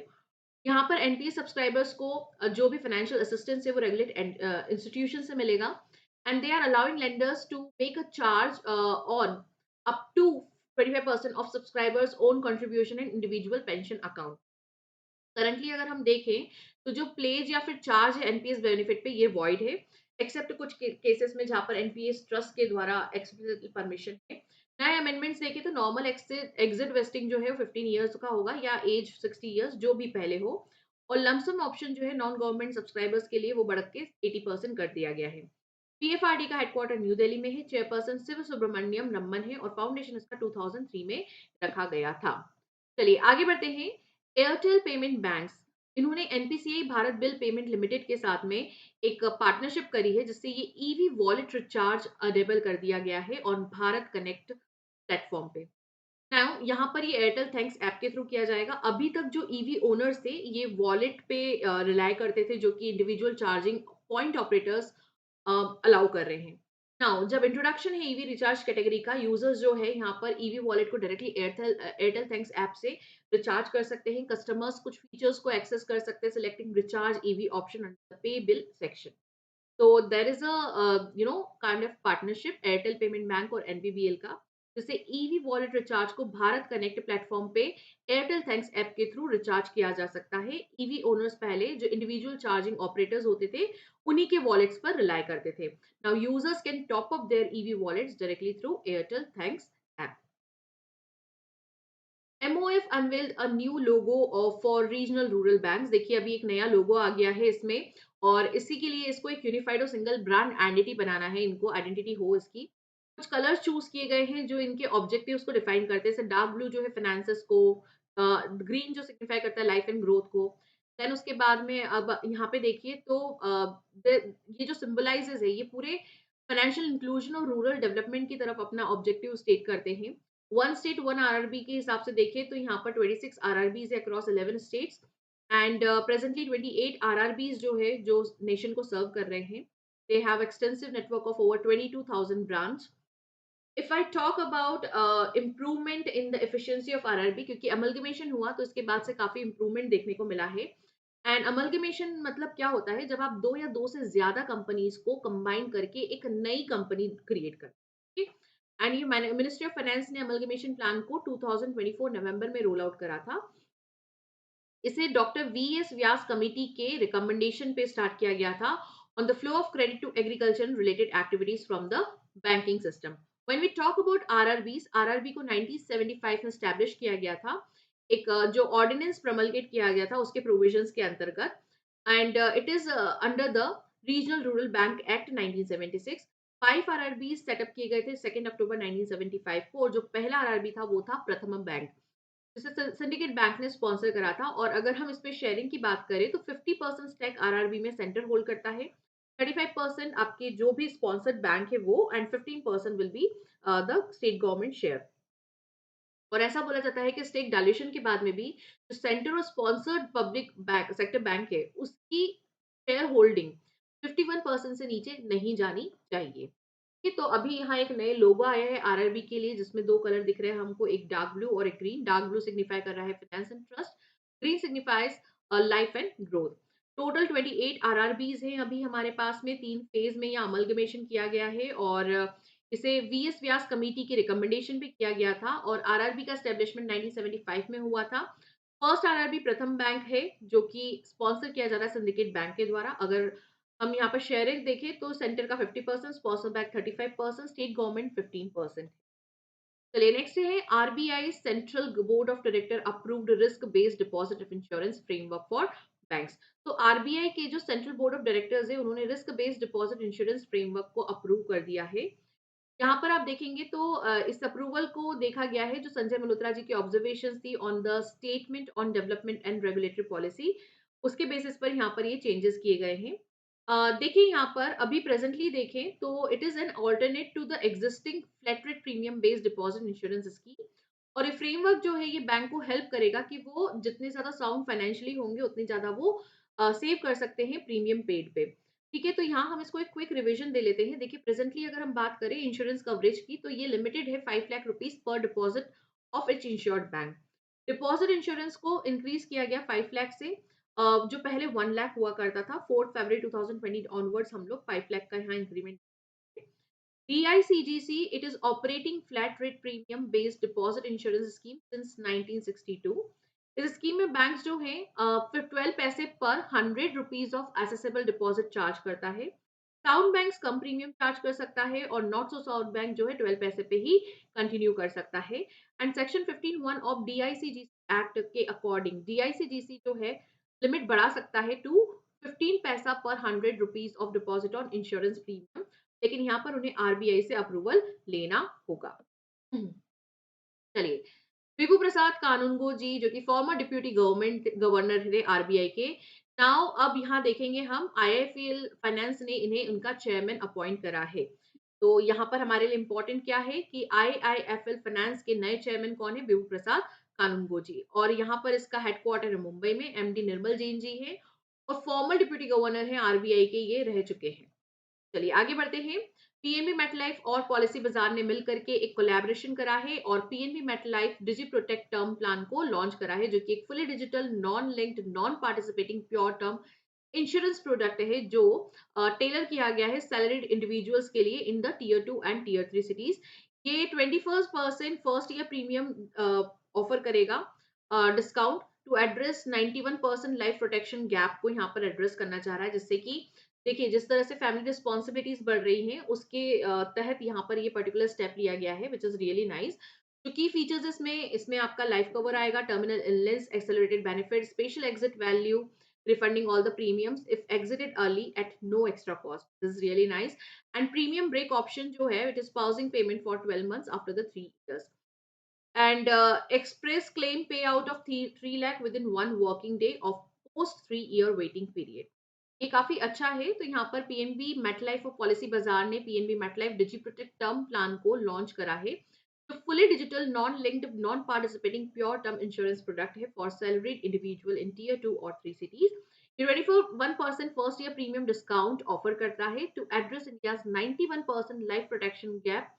की फीचर में आप देखेंगे तो life cover with the terminal illness, accelerated benefit, flexible nominee pay out option, special exit value, refunding all the premiums अगर आप जल्दी exit कर देते हैं at no extra cost, premium break option, pausing payments for 12 months after 3 years, an express claim pay out of 3 lakh within 1 working day post 3 year waiting period.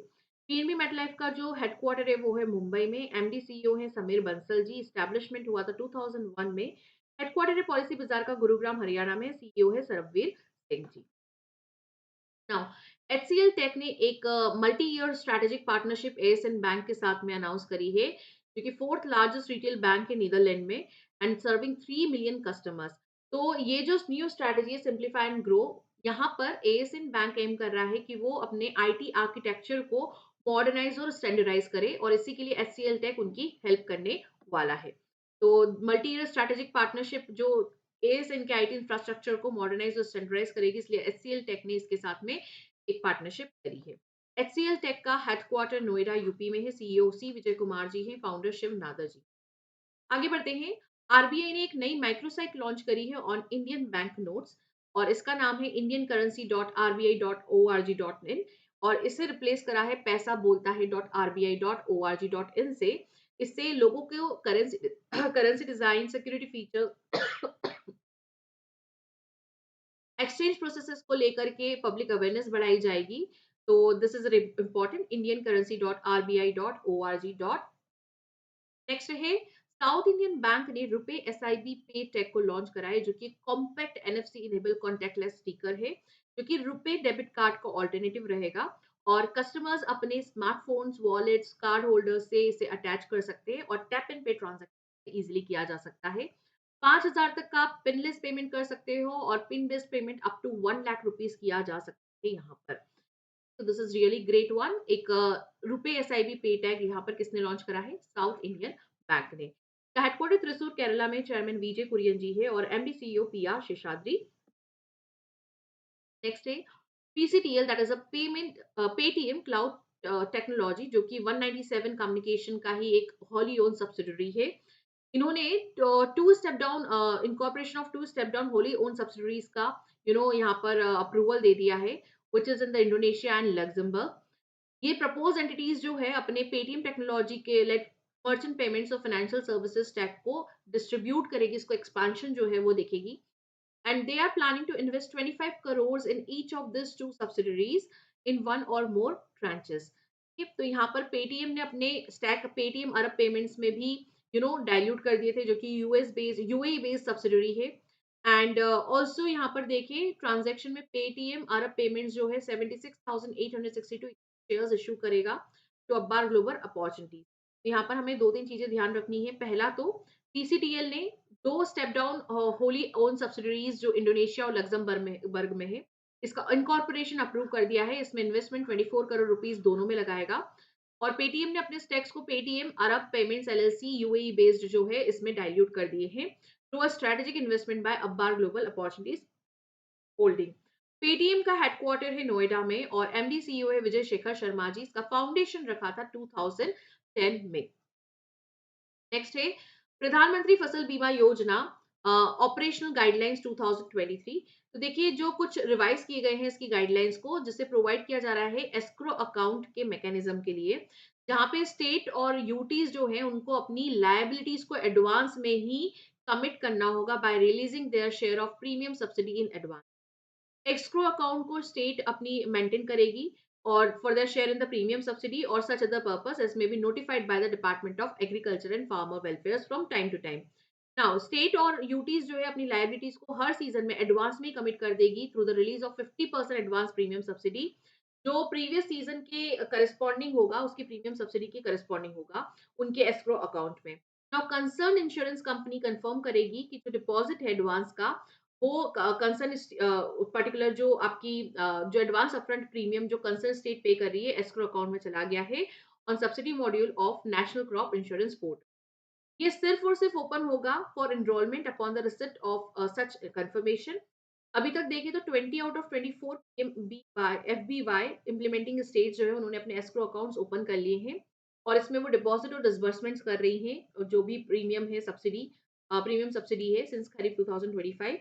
जो respective nodal state departments हैं, ठीक है, ये escrow accounts को manage करेंगे। Escrow accounts को open किया जाएगा शेड्यूल कमर्शियल या कोऑपरेटिव बैंक्स में as per states prerogative. State department जो है मल्टी पार्टी एग्रीमेंट में they can enter with the respective banks और एंड इम्प्लीमेंटिंग इंश्योरेंस कंपनीज। तो अगर हम देखें तो कुछ यूटी और स्टेट है जैसे कि आपकी अंडमान निकोबार आइलैंड, मणिपुर, मिजोरम, सिक्किम, इन्होंने अभी तक एस्क्रो अकाउंट ओपन नहीं किया है, they are yet to open. And अगर हम पीएमएफबीवाई देखें तो ये एक सेंट्रल सेक्टर स्कीम है जिसे 2016 में लॉन्च किया गया था, जिससे फार्मर्स को क्रॉप लॉसेस के अगेंस्ट प्रोटेक्शन प्रोवाइड किया जा सके by natural disasters, paste decision से जो भी लॉस होता है उसमें फाइनेंशियल प्रोटेक्शन प्रोवाइड किया जाता है। ठीक है, जितने भी फार्मर्स इंक्लूडिंग शेयर क्रॉपर्स या tenant farmers growing the notified crops in the notified areas, इन सबको यहाँ कवरेज दिया जाएगा, सब एलिजिबल है। तो यहाँ पर पार्टिसिपेशन वॉलेंट्री होता है, फार्मर्स अफोर्डेबल प्रीमियम देता है 2% खरीफ के लिए, 1.5% रबी के लिए, 5% एनुअल कमर्शियल और हॉर्टिकल्चर क्रॉप के लिए। गवर्नमेंट पूरी तरह से ये सब प्रीमियम्स को सब्सिडाइज करती है फार्मर्स के लिए नॉर्थ ईस्ट, जम्मू कश्मीर, हिमाचल प्रदेश में। Now we have learned about the escrow account. तो देखिए एस्क्रो अकाउंट क्या होता है, ये एक secure neutral third party account holding fund होता है for two parties in transaction, जब तक कि प्रॉपर स्पेसिफिक कॉन्ट्रेक्चुअल कंडीशंस जो है फुलफिल ना हो जाए। तो ये प्रधानमंत्री फसल बीमा योजना की जो ऑपरेशनल गाइडलाइंस है उसमें कुछ रिवीजन किए गए हैं। अब यहाँ बोला है कि आपको एस्क्रो अकाउंट मेंटेन करना होगा to share their premium subsidy and other such purpose.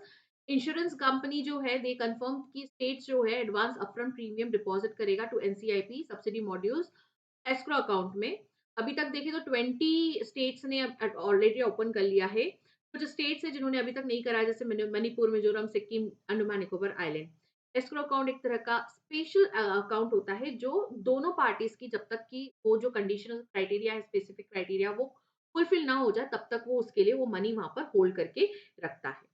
चलिए आगे बढ़ते हैं हम लोग। नेक्स्ट है कैनरा बैंक ने कैनरा एआई वन पे इंट्रोड्यूस करा है, जिससे कि यूपीआई एक यूनिफाइड यूपीआई एप्लीकेशन है जिससे कि सिक्योर डिजिटल पेमेंट कर सकते हैं कस्टमर्स और यहाँ पर multi bank account linking, UPI like all the features have been यहाँ पर प्रोवाइड किए गए हैं। तो कैनरा बैंक ने कैनरा वन एआई वन पे लॉन्च करा है which is a new unified UPI application, जिससे डिजिटली पेमेंट्स जो हैं वो सिक्योर डिजिटल पेमेंट कर सके। एंड कैनरा बैंक का हेडक्वार्टर बैंगलोर कर्नाटक में है, एमडी सीईओ सत्यनारायण राजू है। ठीक है, चलिए अब आते हैं हम next digital merchant cash advance loans. Axis bank ने digital merchant cash advance loans को यहाँ पर लॉन्च करा है, जो इंडस्ट्री के first fully digital unsecured lending solution है एमएसएमई। ये fully digital product unsecured loan ranging from 2 lakh to 20 lakh provide करते हैं, जिससे मर्चेंट्स पर्टिकुलर रिटेल शॉप जो है क्विकली क्रेडिट एक्सेस कर सकते हैं और एवरीडे इंस्टॉलमेंट में रीपे कर सकते हैं। ठीक है, तो एक्सिस बैंक ने digital merchant cash advance loan launch करा है, जो इंडस्ट्री फर्स्ट लेंडिंग सॉल्यूशन है एमएसएमई के लिए। यहाँ पर unsecured loan ranging from 2 lakh to 20 lakh provide किया जा रहा है। हेडक्वार्टर कहाँ है एक्सिस बैंक का? मुंबई महाराष्ट्र में। एमडी सीईओ है अमिताभ चौधरी जी। टैगलाइन है बढ़ती का नाम। Pay Nearby. It is India's leading branchless banking digital network operating B2B2C model, जो थर्ड पार्टी एप्लीकेशन प्रोवाइडर को का अप्रूवल जो है इसे इन्हें मिल चुका है एनपीसीआई से। और ये यूपीआई सर्विस जो है अपने न्यूली लॉन्च नियर बाय पे नियर बाय साथी ऐप के थ्रू कर सकते हैं। तो यहाँ पर पे नियर बाय जो है ये it's secure third party application provider approval from NPCI, जिससे ये डायरेक्ट यूपीआई सर्विसेज इनेबल कर देता है वाया पे नियर बाय साथी app for assisted onboarding in semi urban and rural Bharat. अगर हम हेडक्वार्टर देखें पे नियर बाय का तो इट्स इन मुंबई और एमडी है आनंद कुमार बजाज जी, एग्जीक्यूटिव डायरेक्टर है यशवंत लोधा जी। एनपीसीआई का हेडक्वार्टर मुंबई में है, चेयरमैन अजय कुमार चौधरी है, एमडी सीईओ दिलीप दिलीप असबे जी है और एस्टेब्लिशमेंट 2008 में हुआ था। काफी इंपॉर्टेंट है ये ब्लू पॉइंट्स जो है जितने भी हम करते हैं। मेक श्योर कि आप इसको सुनने के बाद में वीडियो पॉज करके रिवाइज करें और मल्टीपल टाइम्स आप इस वीडियो को देखें ताकि आपका रिविजन अच्छे से हो।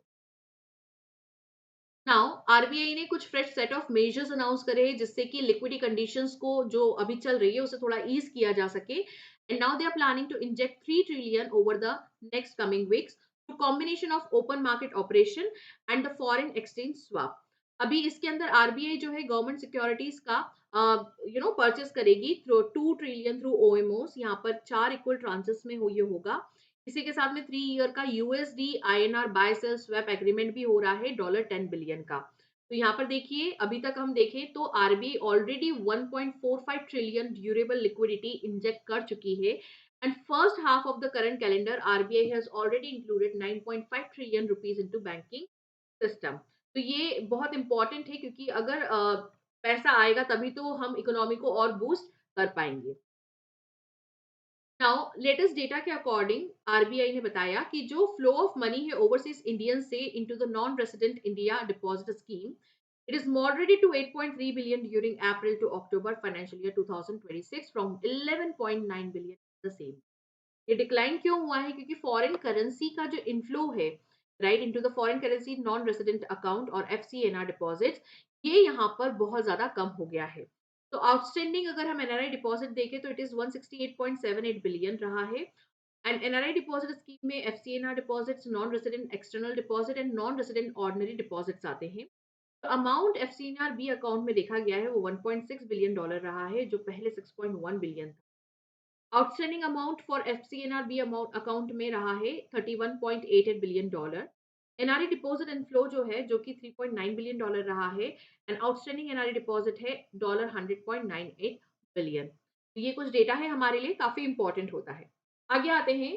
सेबी ने issuance of duplicate security services के जो प्रोसीजर्स है उसे सिंप्लीफाई कर दिया है जिससे कि इन्वेस्टमेंट को ईज किया जाए और इन्वेस्टर्स के राइट्स को प्रोटेक्ट किया जाए। इन्होंने थ्रेशोल्ड लिमिट को बढ़ा दिया है for simplified documentation from 5 lakh to 10 lakh rupees, and standardise की डॉक्यूमेंट्स जो है वो हर रिक्वेस्ट पे इन्हें लगेंगे। ठीक है, तो यहाँ पर क्या करा है इन्होंने? सबसे पहले तो ये थ्रेशोल्ड जो है सिंप्लीफाइड डॉक्यूमेंटेशन का उसे 10 लाख कर दिया है।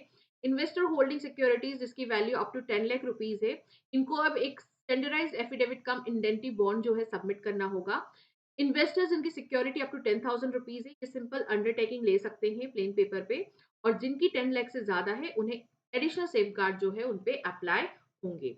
सेबी का हेडक्वार्टर मुंबई में है, चेयरमैन तुहिन कांत पांडे जी है, एस्टैब्लिशमेंट 1992 में किया गया था। आरबीआई ने जो कंटिन्यूअस क्लियरिंग सेटलमेंट था सीटीएस जो है उसका सेकंड फेज का इम्प्लीमेंटेशन रोक दिया है, और फर्स्ट रिवाइज टाइमलाइन में फर्स्ट फेज जो था वो 4 अक्टूबर 2025 को लॉन्च किया गया था। ये कंटिन्यू करेगा अभी। तो यहाँ पे कुछ चीजें थी फेज 1 में, इन्होंने बोला था कि यहाँ पर जो सीटीएस रिवाइज किया गया था वो प्रेजेंटेशन सेशन चेंज कर दिया 9 AM टू 3 AM। बैंक जो है चेक्स को रिजेक्ट कर सकते हैं 9 AM to 7 PM। And phase 2 में जो एक्सपायरी टाइम चेंज होने वाला है वो T+3 क्लियर आवर्स होने वाला है। चेक्स जो कि अनकन्फर्म्ड होंगे ड्रॉई बैंक से विद इन 3 आवर्स ये अप्रूव हो सकते हैं एंड इंक्लूड हो सकते हैं 2 PM सेटलमेंट। तो this are the things that has to be implemented but वो अभी पोस्टपोन हो गया है। नेक्स्ट है RIIT, इसको अप्रूवल मिल चुका है सेबी से। तो national highway authorities sponsored Rajmarg infra investment trust, इसे अप्रूवल मिल चुका है सेबी से as an infrastructure investment trust. ये पर्टिकुलरली एम कर रहा है कि मोनेटाइजेशन पोटेंशियल को अनलॉक कर सके और एक high quality long term investment instruments यहाँ पर इसे डेवलप कर सके, जिसमें ये रिटेल और डोमेस्टिक इन्वेस्टर को टारगेट करना चाहता है।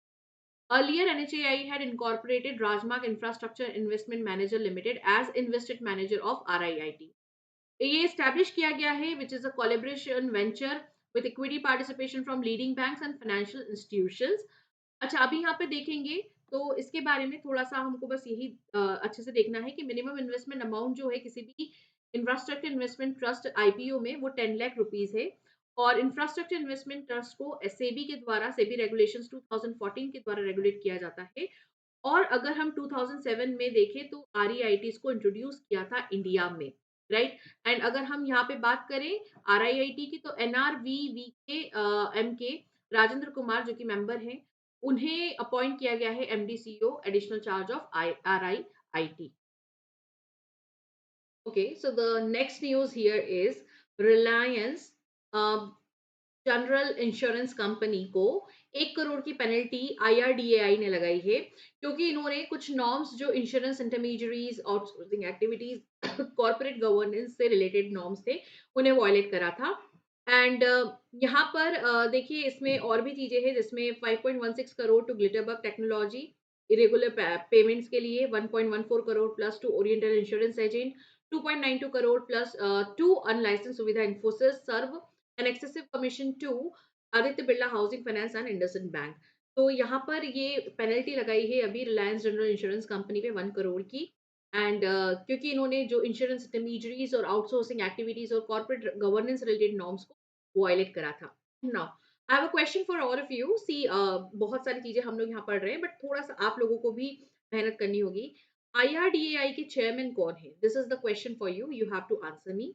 And Reliance General insurance company का हेडक्वार्टर मुंबई में है, चेयरमैन अरुण तिवारी जी है, सीईओ राकेश जैन जी।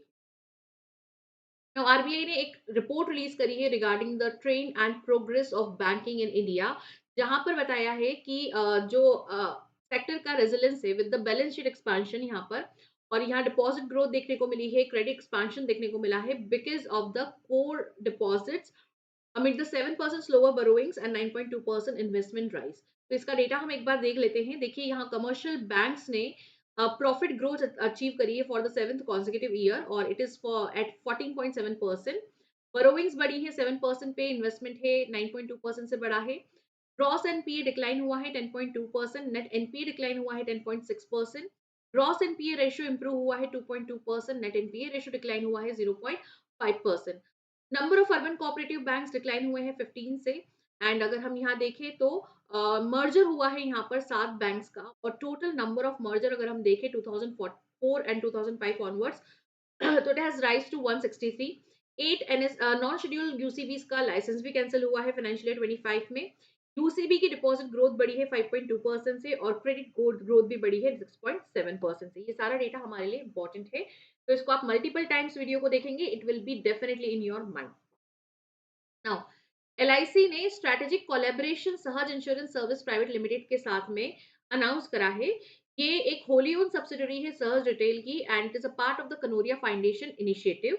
इससे एलआईसी के जो लाइफ इंश्योरेंस प्रोडक्ट्स और सर्विसेज है इसे they wanted to access make it accessible to the rural and semi urban region. ठीक है, तो एलआईसी और सहज इंश्योरेंस ने एक कोलैबोरेशन किया है to widen the access to LIC's life insurance products. IDFC bank ने गज क्रेडिट कार्ड लॉन्च करा है जो एक प्रीमियम क्रेडिट कार्ड है and it is invitation only metal credit card engineered for banks discerning high net worth individuals. ये actually जो अश्व मौर्य गज trilogy है इसको रिप्रेजेंट कर रहा है। इसे प्रीमियम मेटल क्रेडिट कार्ड बनाया गया है। ये ज्वाइनिंग और एनुअल फीस की 12,500 रुपीज प्लस जीएसटी रहेगी and annual fee is also waived on 10 lakh rupees of annual spending. ठीक है, तो this is important. IDFC first bank ने गज लॉन्च करा है which is a premium metal credit card for high net worth individuals of the bank. IDFC bank का headquarter Mumbai में है, CEO we Vaidyanathan ji, establishment 2018 में हुआ था।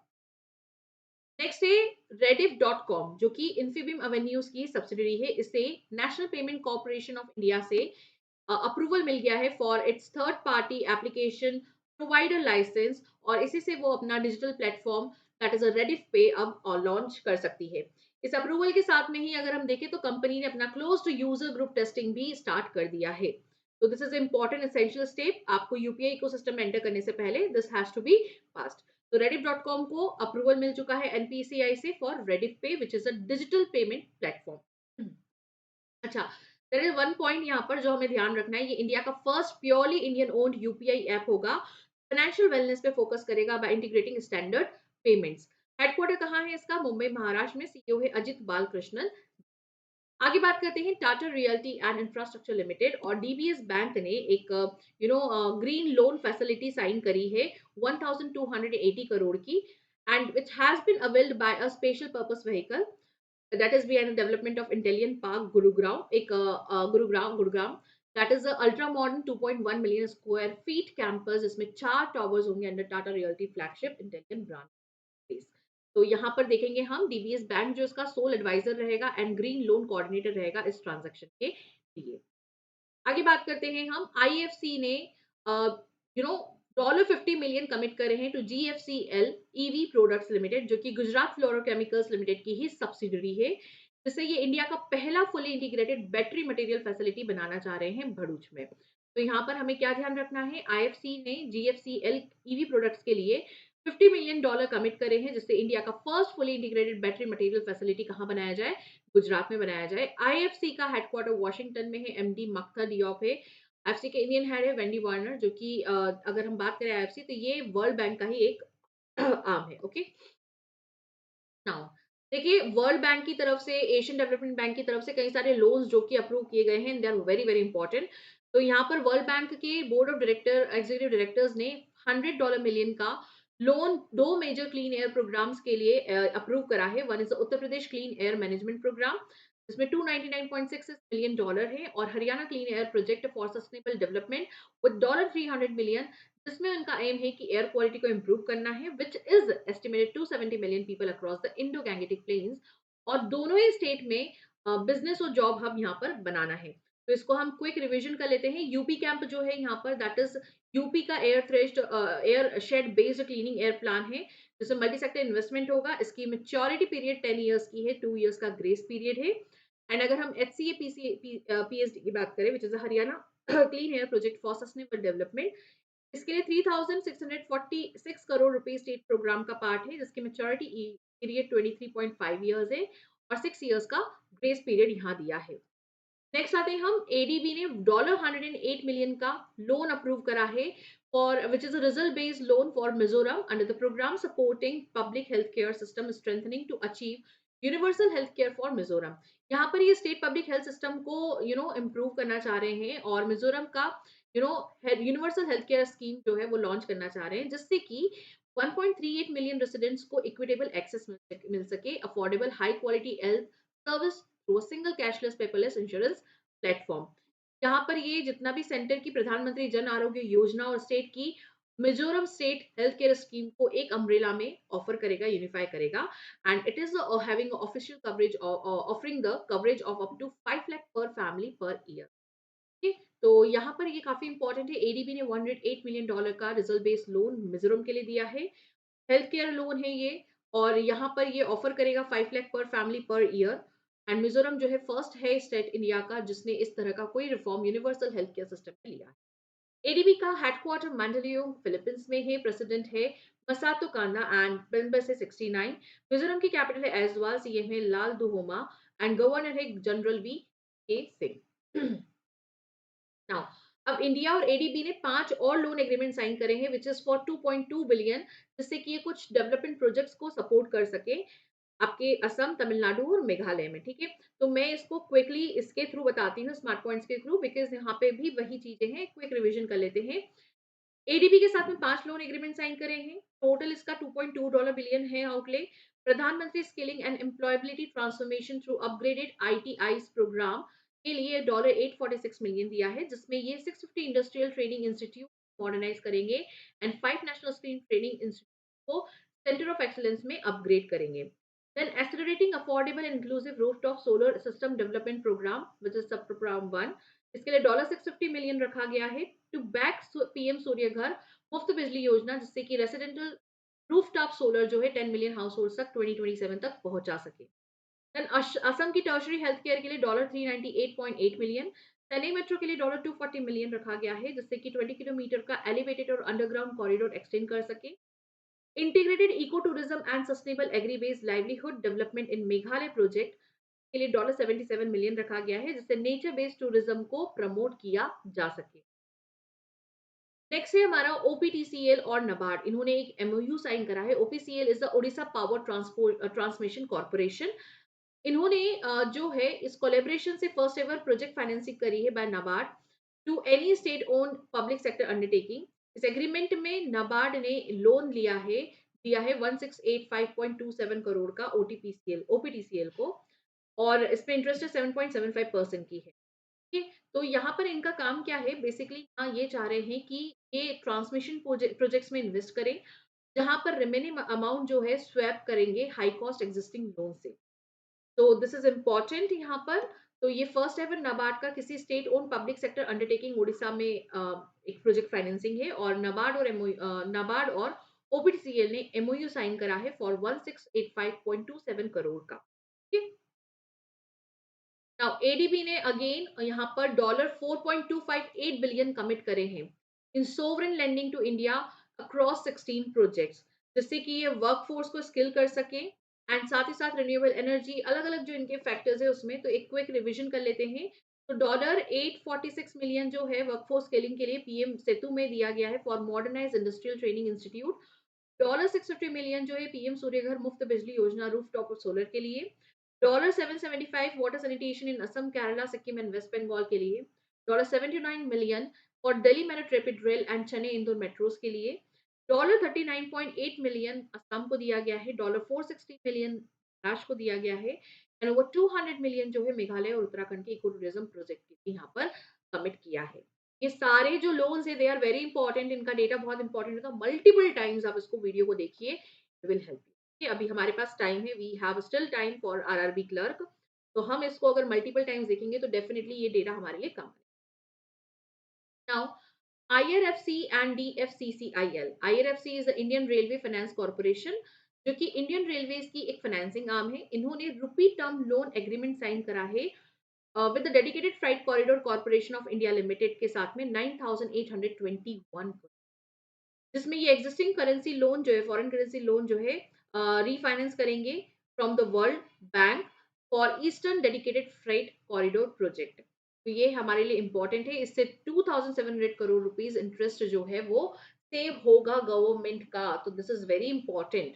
चलिए आगे बढ़ते हैं। विवेक चतुर्वेदी जी, ये 1990 बैच के आईआरएस ऑफिसर हैं और इनका अपॉइंटमेंट करा गया है। तो ये सीबीआईसी के नए चेयरमैन बने हैं विवेक चतुर्वेदी जी। और यहाँ पर देखिए अगर हम बात करते हैं इसी के साथ में, तो आप देख सकते हैं यहाँ पर कुछ डॉनहो जो हैं यहाँ पर जो कि सर्व कर रहे हैं आइलैंड के minister. Okay, this this news, I am sorry.